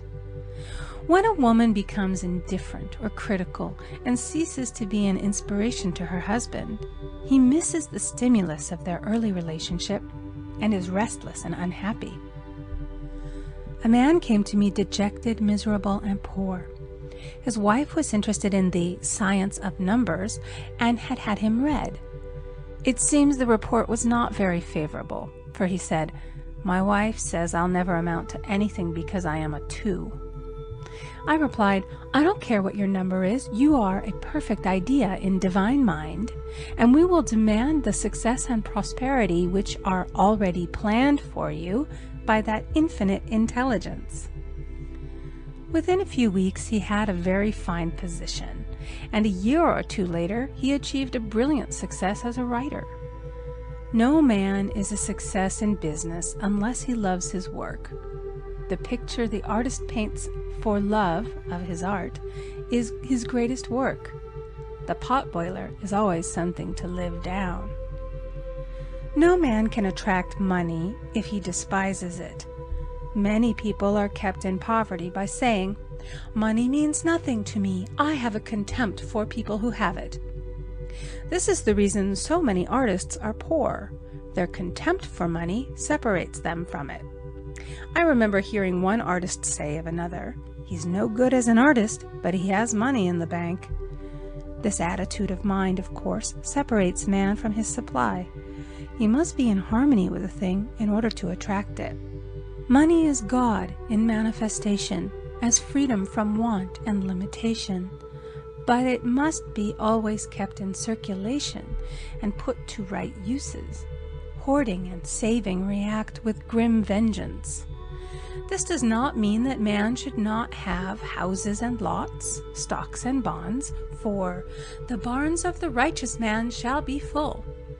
It means that man should not hoard even the principal if an occasion arises when money is necessary. In letting it go out fearlessly and cheerfully, he opens the way for more to come in, for God is man's unfailing and inexhaustible supply. This is the spiritual attitude towards money, and the great bank of the universal never fails. We see an example of hoarding in the film production of Greed. The woman won $5,000 in a lottery, but would not spend it. She hoarded and saved, let her husband suffer and starve, and eventually she scrubbed floors for a living. She loved the money itself and put it above everything, and one night she was murdered and the money taken from her. This is an example of where love of money is the root of all evil. Money in itself is good and beneficial, but used for destructive purposes, hoarded and saved, or considered more important than love, brings disease and disaster, and the loss of the money itself. Follow the path of love, and all things are added, for God is love, and God is supply.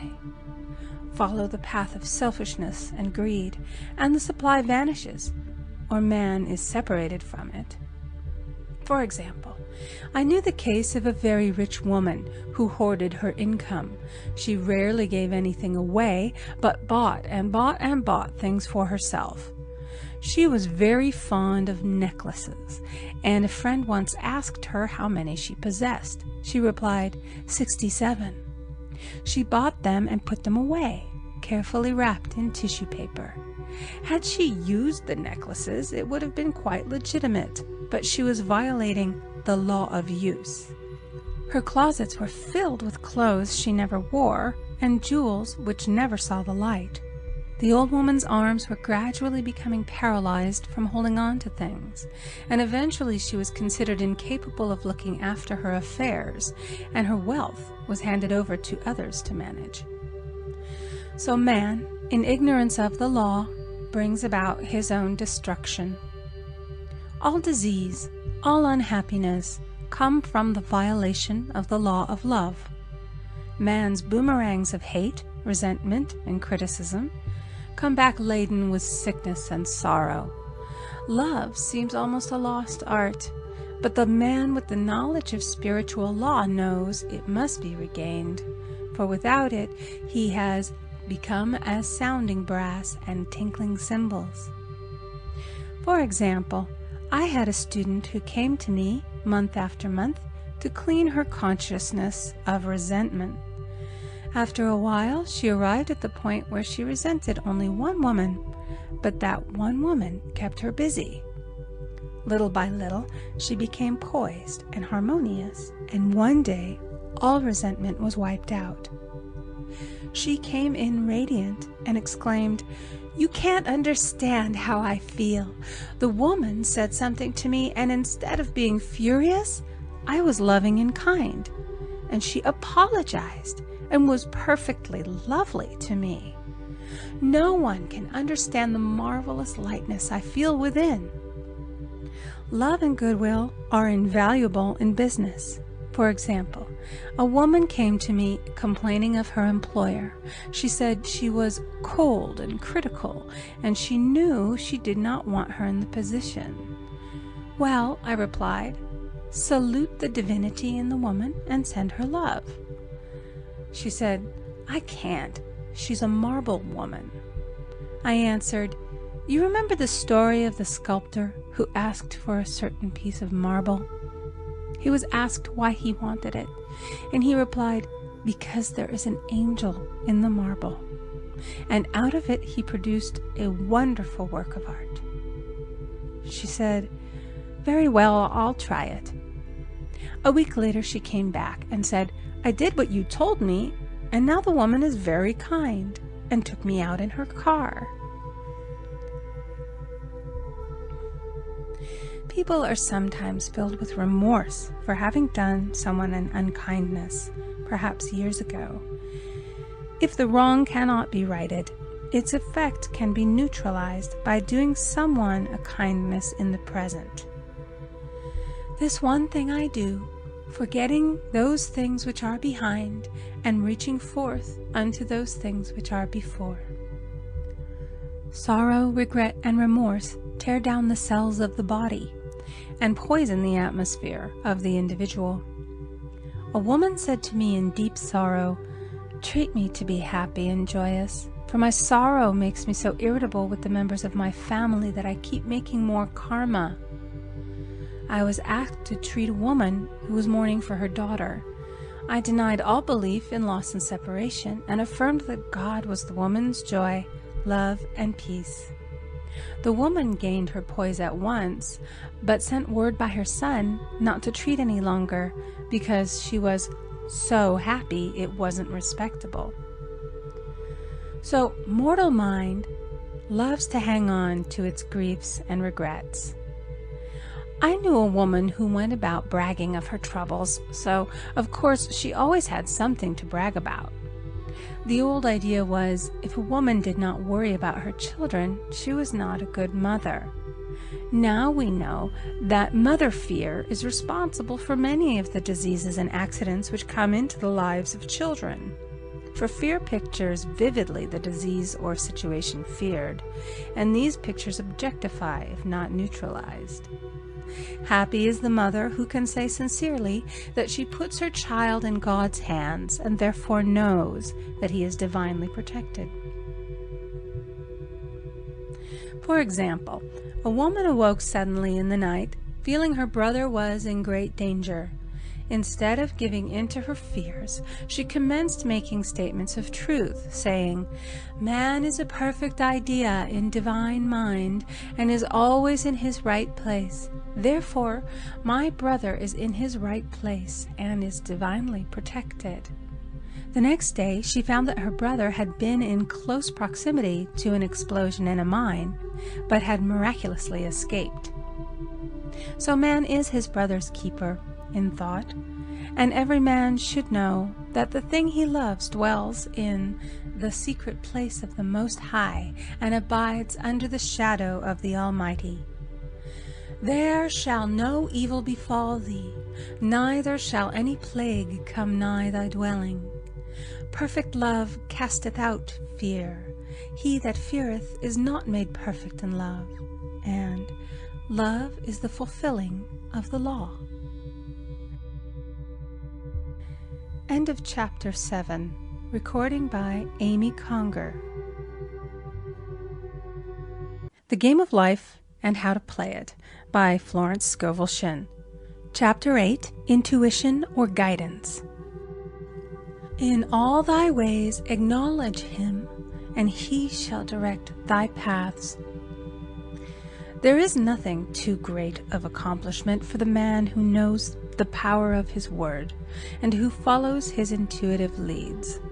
By the word he starts in action unseen forces, and can rebuild his body or remold his affairs. It is therefore of the utmost importance to choose the right words, and the student carefully selects the affirmation he wishes to catapult into the invisible. He knows that God is his supply, and that there is a supply for every demand, and that his spoken word releases this supply. Ask, and ye shall receive. Man must make the first move. Draw nigh to God, and he will draw nigh to you. I have often been asked just how to make a demonstration. I reply, speak the word, and then do not do anything until you get a definite lead. Demand the lead, saying, Infinite Spirit, reveal to me the way. Let me know if there's anything for me to do. The answer will come through intuition, or hunch, a chance remark from someone, or a passage in a book, etc., etc. The answers are sometimes quite startling in their exactness. For example, a woman desired a large sum of money. She spoke the words, Infinite Spirit, open the way for my immediate supply. Let all that is mine by divine right now reach me in great avalanches of abundance. Then she added, give me a definite lead. Let me know if there is anything for me to do. The thought came quickly. Give a certain friend, who had helped her spiritually, $100. She told her friend, who said, wait and get another lead before giving it. So she waited, and that day met a woman who said to her, I gave someone $1 today. It was just as much for me as it would be for you to give someone 100. This was indeed an unmistakable lead, so she knew she was right in giving the $100. It was a gift which proved a great investment, for shortly after that, a large sum of money came to her in a remarkable way. Giving opens the way for receiving. In order to create activity in finances, one should give. Tithing, or giving 1/10 of one's income, is an old Jewish custom and is sure to bring increase. Many of the richest men in the country have been tithers and have never known it to fail as an investment. The 10th part goes forth and returns blessed and multiplied, but the gift or tithe must be given with love and cheerfulness, for God loveth a cheerful giver. Bills should be paid cheerfully. All money should be sent forth fearlessly and with a blessing. This attitude of mind makes man master of money. It is his to obey, and his spoken word then opens vast reservoirs of wealth. Man himself limits his supply by his limited vision. Sometimes the student has a great realization of wealth, but is afraid to act. The vision and action must go hand in hand, as in the case of the man who bought the fur-lined overcoat. A woman came to me asking me to speak the word for a position. So I demanded, Infinite Spirit, open the way for this woman's right position. Never ask for just a position. Ask for the right position, the place already planned in divine mind, as it is the only one that will give satisfaction. I then gave thanks that she had already received, and that it would manifest quickly. Very soon she had 3 positions offered her, 2 in New York and 1 in Palm Beach, and she did not know which one to choose. I said, ask for a definite lead. The time was almost up and was still undecided when one day she telephoned. When I woke up this morning, I could smell Palm Beach. She had been there before and knew its balmy fragrance. I replied, well, if you can smell Palm Beach from here, it's certainly your lead. She accepted the position, and it proved a great success. Often one's lead comes at an unexpected time. One day, I was walking down the street when suddenly I felt a strong urge to go to a certain bakery a block or 2 away. The reasoning mind resisted, arguing, there's nothing there that you want. However, I had learned not to reason, so I went to the bakery, looked at everything, and there was certainly nothing there that I wanted. But coming out, I encountered a woman I had thought of often, and who was in great need of the help which I could give her.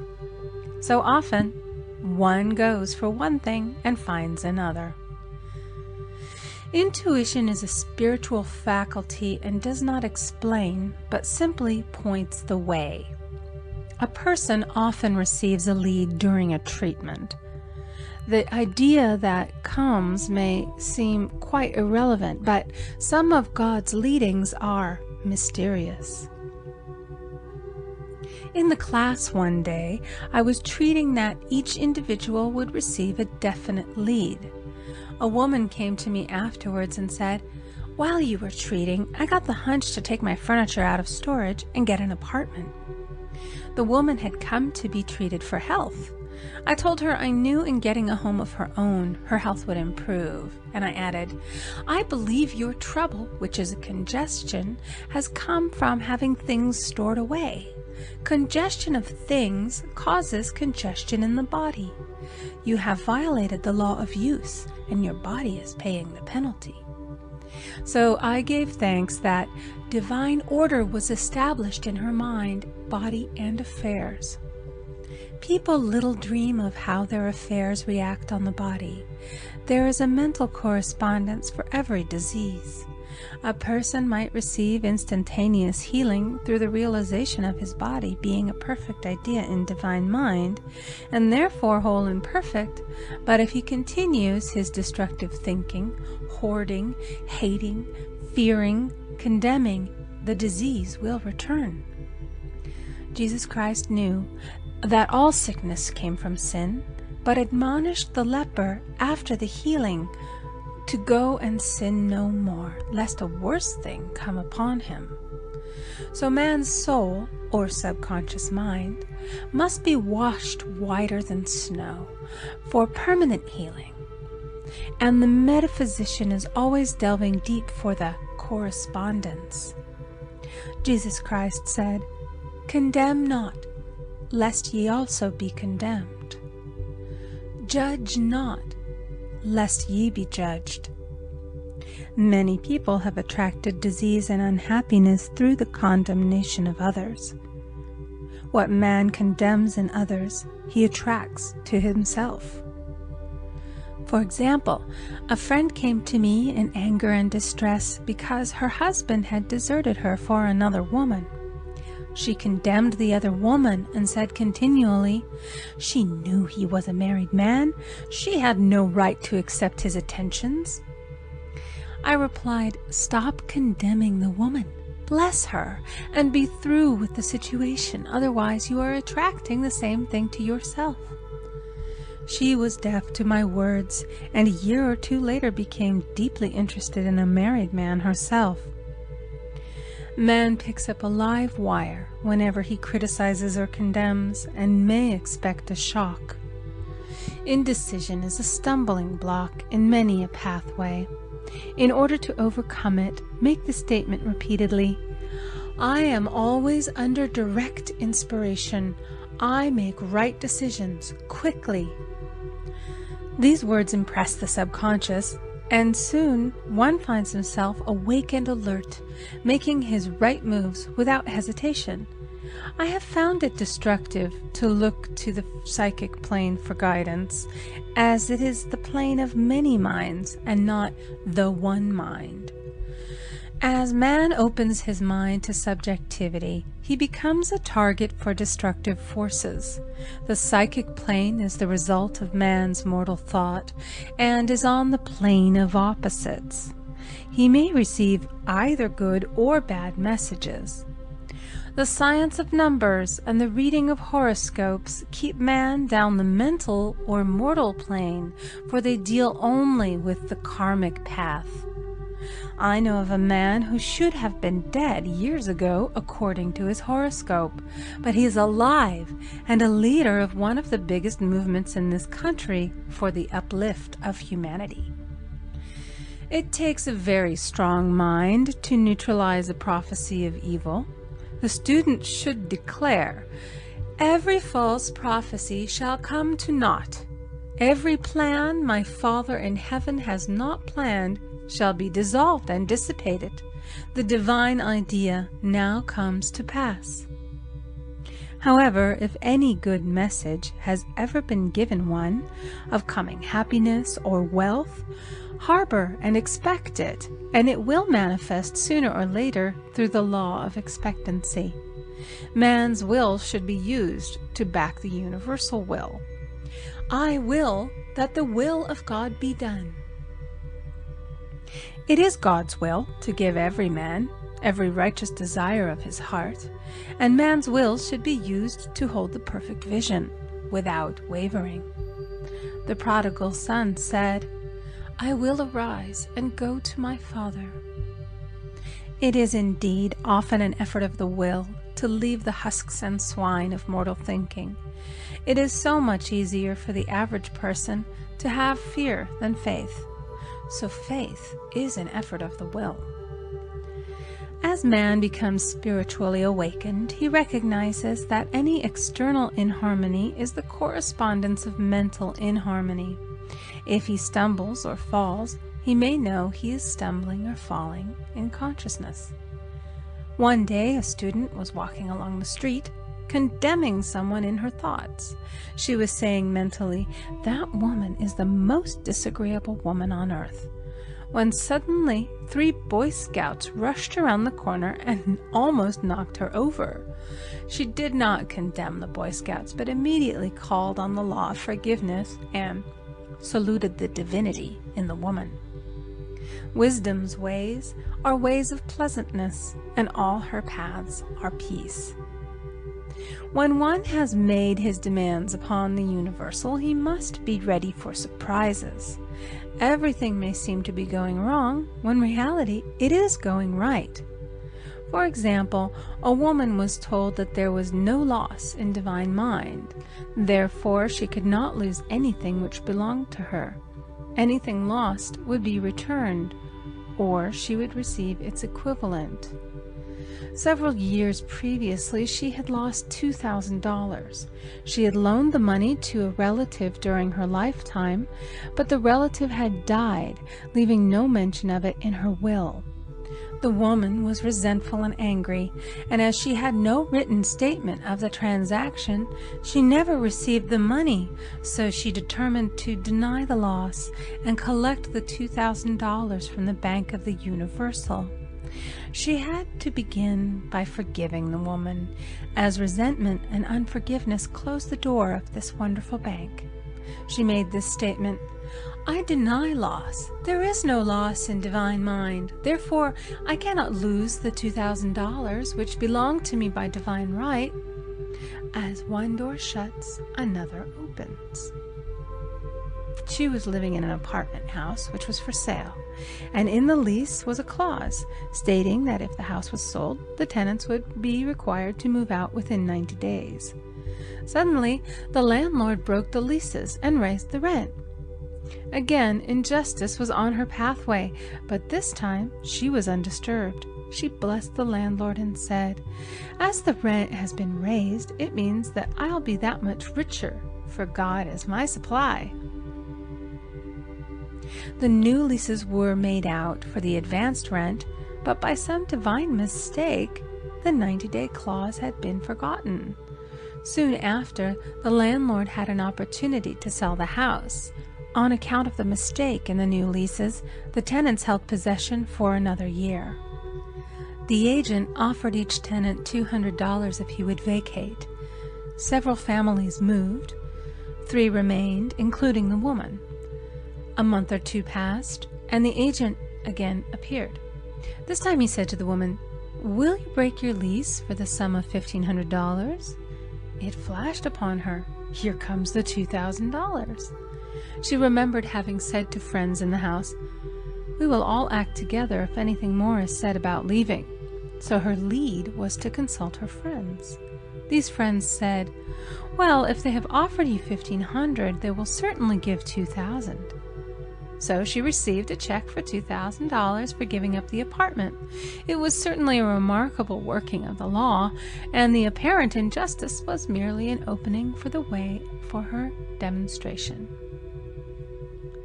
It proved that there is no loss, and when man takes his spiritual stand, he collects all that is his from this great reservoir of good. I will restore to you the years the locusts have eaten. The locusts are the doubts, fears, resentments, and regrets of mortal thinking. These adverse thoughts alone rob man, for no man gives to himself but himself, and no man takes away from himself but himself. Man is here to prove God and to bear witness to the truth.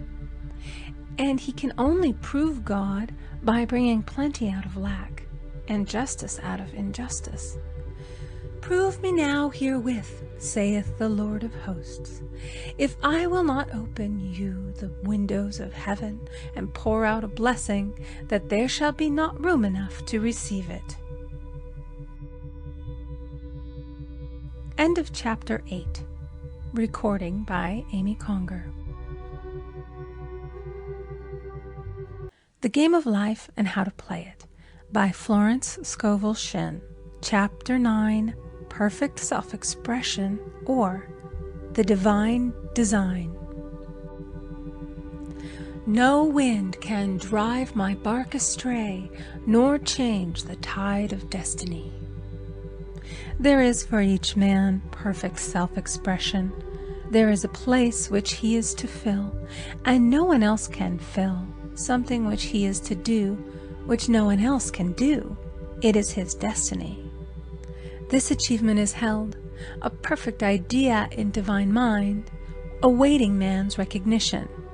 As the imaging faculty is the creative faculty, it is necessary for man to see the idea before it can manifest. So man's highest demand is for the divine design of his life. He may not have the faintest conception of what it is, for there is possibly some marvelous talent hidden deep within him. His demand should be, Infinite Spirit, open the way for the divine design of my life to manifest. Let the genius within me now be released.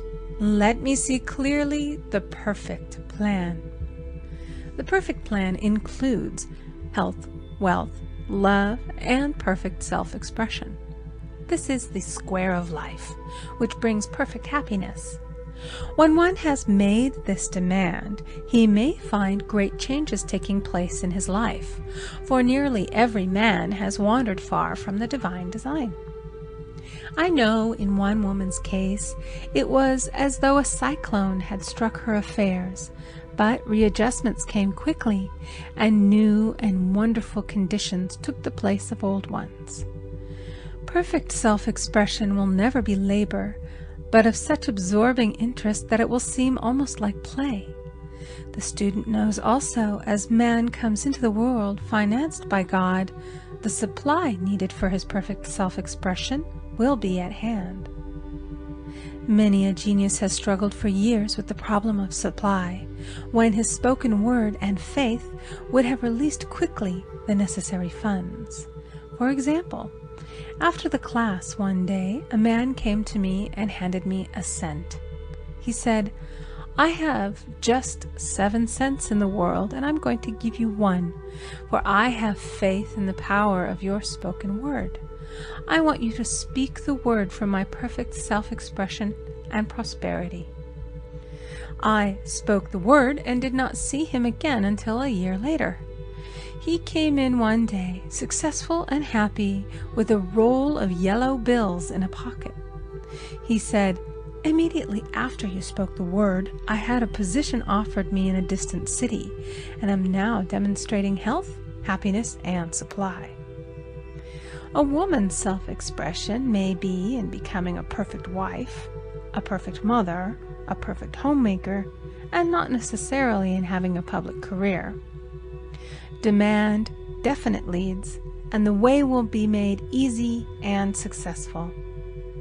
One should not visualize or force a mental picture. When he demands the divine design to come into his conscious mind, he will receive flashes of inspiration and begin to see himself making some great accomplishment. This is the picture or idea he must hold without wavering. The thing man seeks is seeking him. The telephone was seeking Bell. Parents should never force careers and professions upon their children. With a knowledge of spiritual truth, the divine plan could be spoken for early in childhood or prenatally. A prenatal treatment should be, let the God in this child have perfect self-expression. Let the divine design of his mind, body, and affairs be made manifest throughout his life, throughout eternity. God's will be done, not man's. God's pattern, not man's pattern, is the command we find running through all the scriptures, and the Bible is a book dealing with the science of the mind. It is a book telling man how to release his soul or subconscious mind from bondage. The battles described are pictures of man waging war against mortal thoughts. A man's foes shall be they of his own household. Every man is Jehoshaphat, and every man is David, who slays Goliath, mortal thinking, with the little white stone, faith. So man must be careful that he is not the wicked and slothful servant who buried his talent. There is a terrible penalty to be paid for not using one's ability. Often, fear stands between man and his perfect self-expression. Stage fright has hampered many a genius. This may be overcome by the spoken word or treatment. The individual then loses all self-consciousness and feels simply that he is a channel for infinite intelligence to express itself through. He is under direct inspiration, fearless and confident, for he feels that it is the Father within who does the work. A young boy came often to my class with his mother. He asked me to speak the word for his coming examinations at school. I told him to make the statement, "I am one with infinite intelligence. I know everything I should know on this subject." He had an excellent knowledge of history, but was not sure of his arithmetic. I saw him afterwards, and he said, "I spoke the word for my arithmetic and passed with the highest honors, but I thought I could depend upon myself for history and got a very poor mark." Man often receives a setback when he is too sure of himself, which means he is trusting to his personality and not the Father within. Another of my students gave me an example of this. She took an extended trip abroad one summer, visiting many countries where she was ignorant of the languages. She was calling for guidance and protection every minute, and her affairs went smoothly and miraculously. Her luggage was never delayed nor lost. Accommodations were always ready for her at the best hotels, and she had perfect service wherever she went. She returned to New York. Knowing the language, she felt God was no longer necessary, so looked after her affairs in an ordinary manner. Everything went wrong. Her trunks delayed, amid inharmony and confusion. The student must form the habit of practicing the presence of God every minute. In all thy ways acknowledge Him. Nothing is too small or too great. Sometimes an insignificant incident may be the turning point in a man's life. Robert Fulton, watching some boiling water simmering in a tea kettle, saw a steamboat. I have seen a student often keep back his demonstration through resistance or pointing the way. He pins his faith to one channel only and dictates just the way he desires the manifestation to come, which brings things to a standstill. My way, not your way, is the command of infinite intelligence. Like all power, be it steam or electricity, it must have a non-resistant engine or instrument to work through, and man is that engine or instrument. Over and over again, man is told to stand still.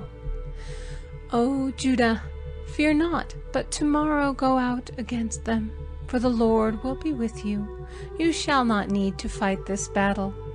Set yourselves, stand ye still, and see the salvation of the Lord with you. We see this in the incidents of the $2,000 coming to the woman through the landlord when she became non-resistant and undisturbed, and the woman who won the man's love after all suffering had ceased. The student's goal is poise. Poise is power, for it gives God power a chance to rush through man, to will and to do its good pleasure. Poised, he thinks clearly and makes right decisions quickly. He never misses a trick. Anger blurs the visions, poisons the blood, is the root of many diseases, and causes wrong decision, leading to failure. It has been named one of the worst sins, as its reaction is so harmful. The student learns that in metaphysics, sin has a much broader meaning than in the old teaching. Whatsoever is not of faith is sin. He finds that fear and worry are deadly sins. They are inverted faith, and through distorted mental pictures bring to pass the thing he fears. His work is to drive out these enemies from the subconscious mind. When man is fearless, he is finished. Maeterlinck says that man is God afraid. So, as we read in the previous chapters, man can only vanquish fear by walking up to the thing he is afraid of. When Jehoshaphat and his army prepared to meet the enemy, singing, "Praise the Lord, for his mercy endureth forever," they found their enemies had destroyed each other, and there was nothing to fight. For example, a woman asked a friend to deliver a message to another friend. The woman feared to give the message, as the reasoning mind said, "Don't get mixed up in this affair. Don't give that message." She was troubled in spirit, for she had given her promise. At last she determined to walk up to the lion and call on the law of divine protection. She met the friend to whom she was to deliver the message. She opened her mouth to speak it when her friend said, "So-and-so has left town." This made it unnecessary to give the message, as the situation depended upon the person being in town. As she was willing to do it, she was not obliged to. As she did not fear, the situation vanished. The student often delays his demonstration through a belief in incompletion. He should make this statement: "In divine mind, there is only completion. Therefore, my demonstration is completed. My perfect word, my perfect home, my perfect health." Whatever he demands are perfect ideas registered in divine mind and must manifest under grace in a perfect way. He gives thanks he has already received on the invisible and makes active preparation for receiving on the visible. One of my students was in need of a financial demonstration. She came to me and asked why it was not completed. I replied, "Perhaps you are in the habit of leaving things unfinished, and the subconscious has gotten into the habit of not completing. As the without, so the within. She said, "You are right. I often begin things and never finish them. I'll go home and finish something I commenced weeks ago, and I know it will be symbolic of my demonstration." So she sewed assiduously, and the article was soon completed. Shortly thereafter, the money came in a most curious manner. Her husband was paid his salary twice that month. He told the people of their mistake, and they sent word to keep it. One man asks, believing he must receive, for God creates his own channels. I have been sometimes asked, suppose one has several talents, how is he to know which one to choose? Demand to be shown definitely. Say, Infinite Spirit, give me a definite lead. Reveal to me my perfect self-expression. Show which talent I am to make use of now.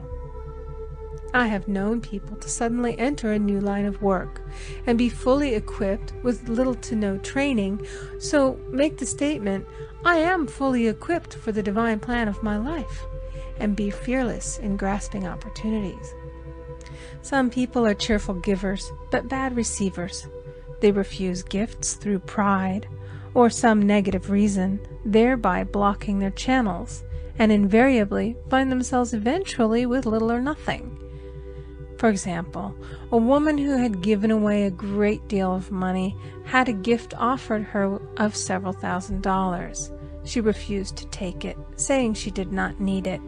Shortly thereafter, her finances were tied up, and she found herself in debt for that amount.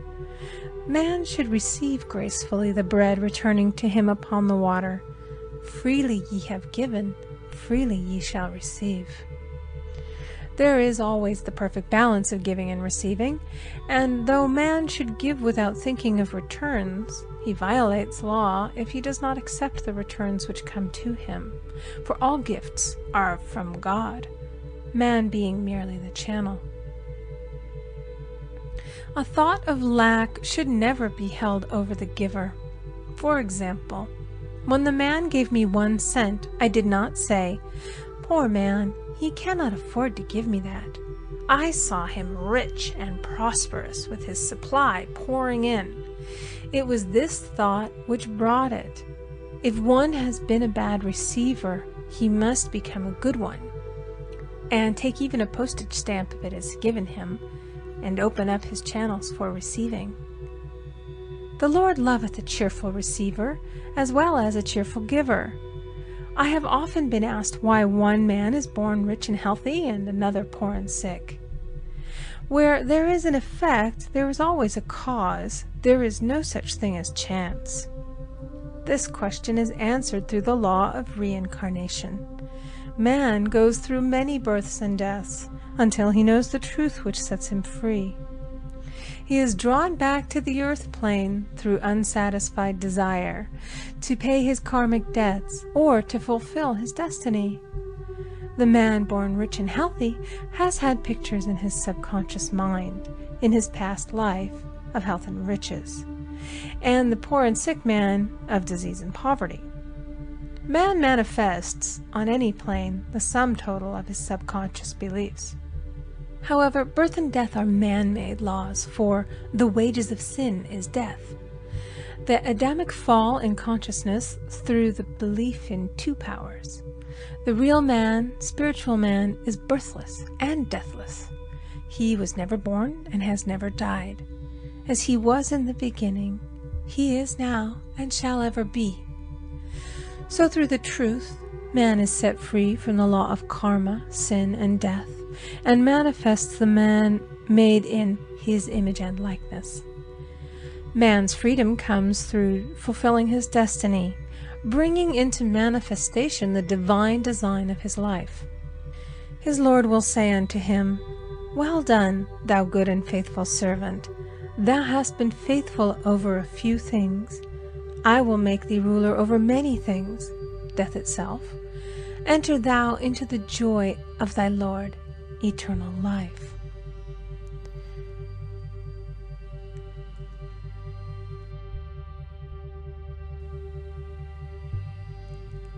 End of Chapter 9. Recording by Amy Conger. The Game of Life and How to Play It by Florence Scovel Shinn. Chapter 10. Denials and Affirmations. Thou shalt also decree a thing, and it shall be established unto thee. All the good that is to be made manifest in man's life is already an accomplished fact in divine mind, and is released through man's recognition or spoken word. So he must be careful to decree that only the divine idea be made manifest, for often he decrees through his idle words failure or misfortune. It is therefore of the utmost importance to word one's demands correctly, as stated in a previous chapter. If one desires a home, friend, position, or any other good thing, make the demand for the divine selection. For example, Infinite Spirit, open the way for my right home, my right friend, my right position. I give thanks that it now manifests under grace in a perfect way. The latter part of this statement is most important. For example, I knew a woman who demanded $1,000. Her daughter was injured, and they received $1,000 indemnity, so it did not come in a perfect way. The demand should have been worded in this way: Infinite Spirit, I give thanks that the $1,000, which is mine by divine right, is now released and reaches me under grace in a perfect way. As one grows in a financial consciousness, he should demand that the enormous sums of money which are his by divine right reach him under grace in perfect ways. It is impossible for man to release more than he thinks is possible, for one is bound by the limited expectancies of the subconscious. He must enlarge his expectancies in order to receive in a larger way. Man so often limits himself in his demands. For example, a student made the demands for $600 by a certain date. He did receive it, but heard afterwards that he came very near receiving $1,000, but he was given just $600 as a result of his spoken word. They limited the Holy One of Israel. Wealth is a matter of consciousness. The French have a legend giving an example of this. A poor man was walking along a road when he met a traveler, who stopped him and said, "My good friend, I see that you are poor. Take this gold nugget, sell it, and you will be rich all your days." The man was overjoyed at his good fortune and took the nugget home. He immediately found work and became so prosperous that he did not sell the nugget. Years passed, and he became a very rich man. One day he met a poor man on the road. He stopped him and said, "My good friend, I will give you this gold nugget, which, if you sell, will make you rich for life." The mendicant took the nugget, had it valued, and found it was only brass. So we see, the first man became rich through feeling rich, thinking the nugget was gold. Every man has within him a gold nugget. It is his consciousness of gold, of opulence, which brings riches into his life. In making his demands, man begins at his journey's end. That is, he declares he has already received. Before ye call, I shall answer. Continually affirming establishes the belief in the subconscious. It would not be necessary to make an affirmation more than once if one had perfect faith.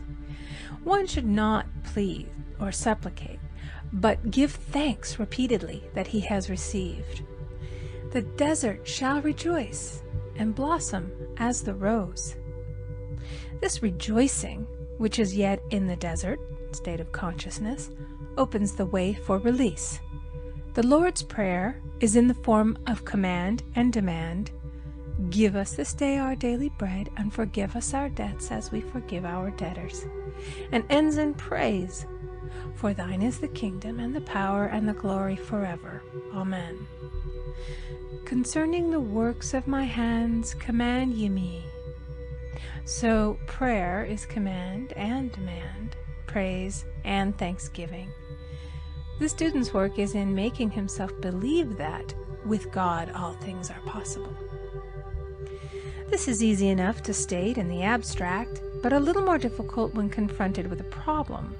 For example, it was necessary for a woman to demonstrate a large sum of money within a stated time.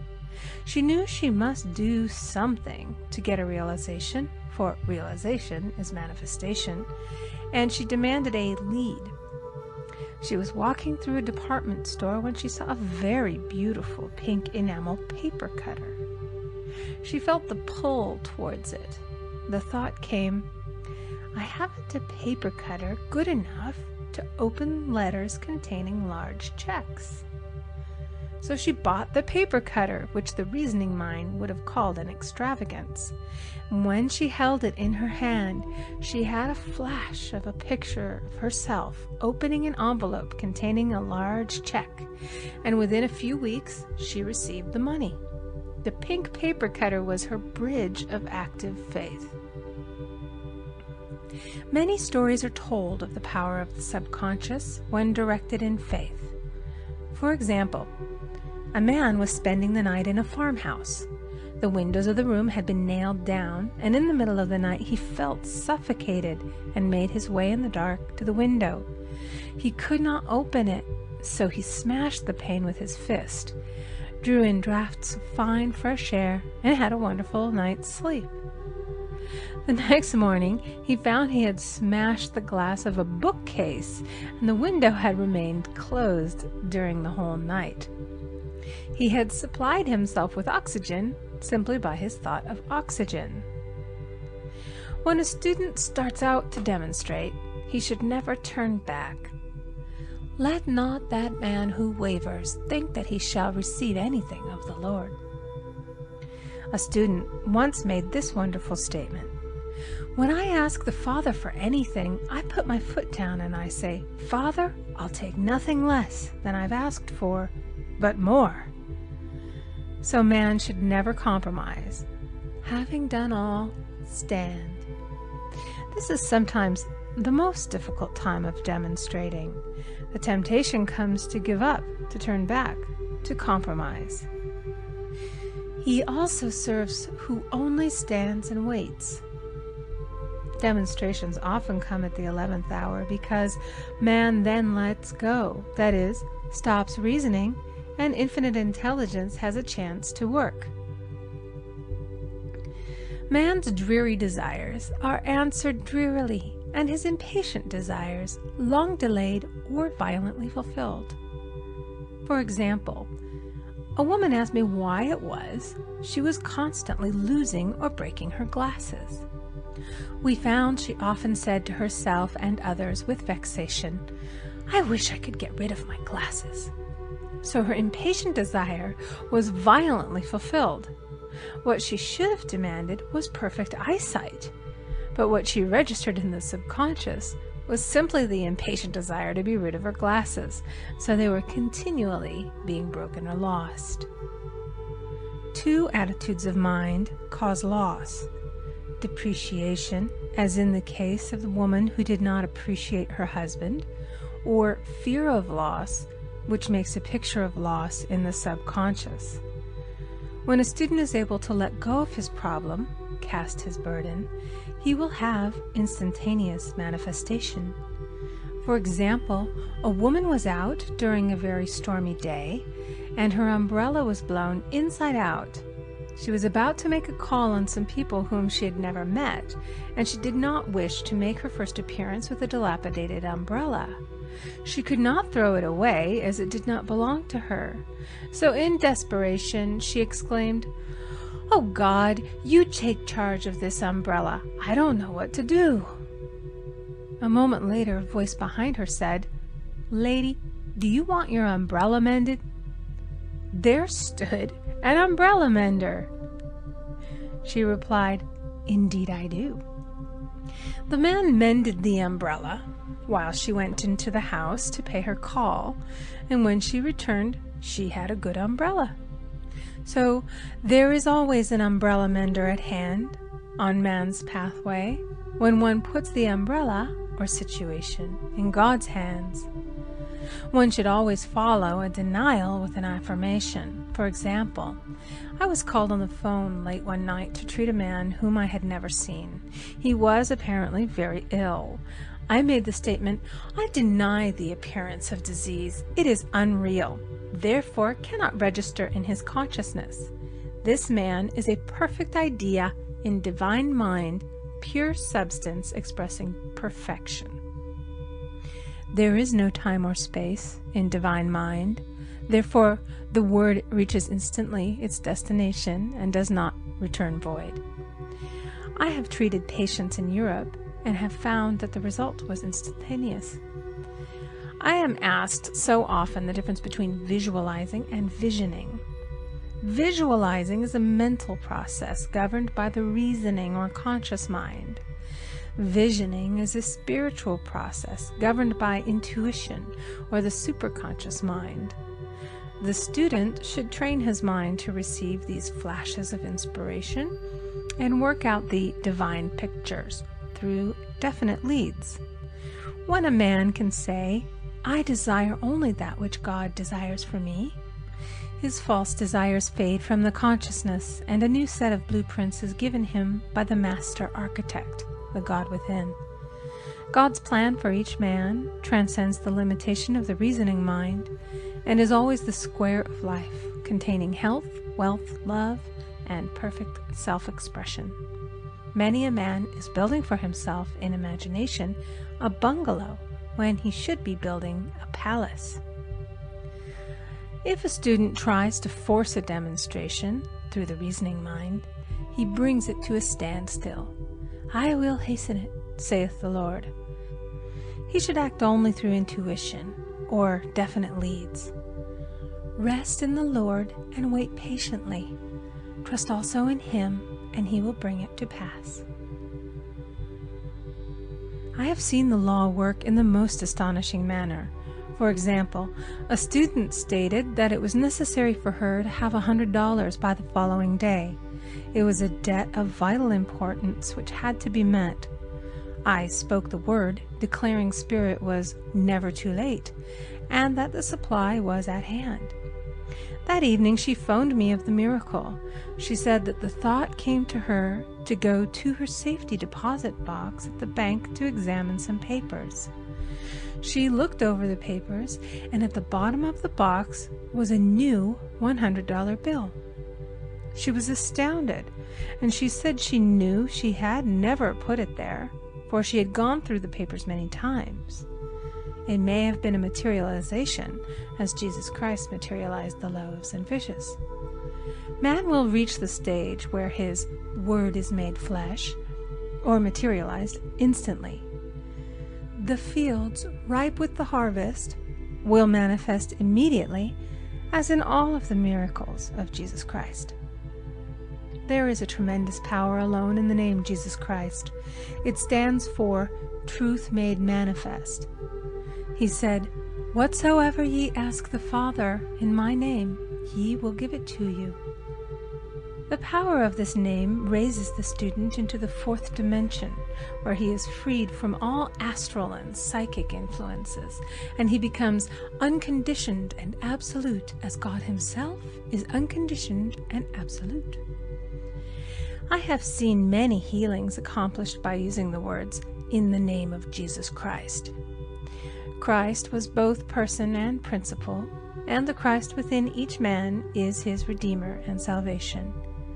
The Christ within is his own fourth-dimensional self, the man made in God's image and likeness.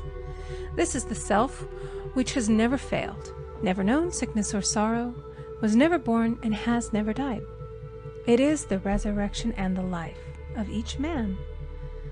"No man cometh to the Father save by the Son," means that God, the universal, working on the place of the particular, becomes the Christ in man. And the Holy Ghost means God in action. So daily, man is manifesting the Trinity of the Father, Son, and Holy Ghost. Man should make an art of thinking. The master thinker is an artist and is careful to paint only the divine designs upon the canvas of his mind, and he paints these pictures with masterly strokes of power and decision, having perfect faith that there is no power to mar their perfection, and that they shall manifest in his life the ideal made real. All power is given man through right thinking, to bring his heaven upon his earth, and this is the goal of the game of life. The simple rules are fearless faith, non-resistance, and love. May each reader be now freed from that thing which has held him in bondage through the ages, standing between him and his own, and know the truth which makes him free. Free to fulfill his destiny, to bring into manifestation the divine design of his life, health, wealth, love, and perfect self-expression. Be ye transformed by the renewing of your mind. End of Chapter 10. Recording by Amy Conger. The Game of Life and How to Play It by Florence Scovel Shinn. Chapter 11. Denials and Affirmations. For prosperity. God is my unfailing supply, and large sums of money come to me quickly, under grace, in perfect ways. For right conditions. Every plan my Father in heaven has not planned shall be dissolved and dissipated, and the divine idea now comes to pass. For right conditions. Only that which is true of God is true of me, for I and the Father are one. For faith. As I am one with God, I am one with my good, for God is both the giver and the gift. I cannot separate the giver from the gift. For right conditions. Divine love now dissolves and dissipates every wrong condition in my mind, body, and affairs. Divine love is the most powerful chemical in the universe and dissolves everything which is not of itself. For health. Divine love fills my consciousness with health, and every cell in my body is filled with light. For the eyesight. My eyes are God's eyes. I see with the eyes of spirit. I see clearly the open way. There are no obstacles on my pathway. I see clearly the perfect plan. For guidance. I am divinely sensitive to my intuitive leads, and give instant obedience to thy will. For the hearing. My ears are God's ears. I hear with the ears of spirit.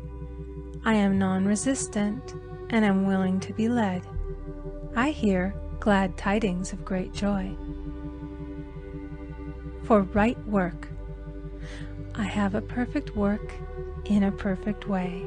I give a perfect service for perfect pay. For freedom from all bondage. I cast this burden on the Christ within, and I go free.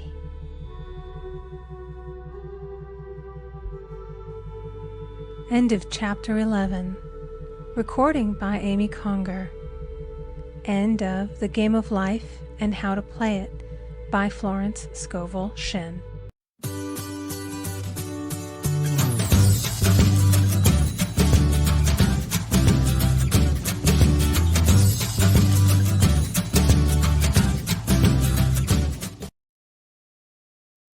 For more videos and insights that help you live your life to your full potential, please do subscribe and follow Learn to Live Fully.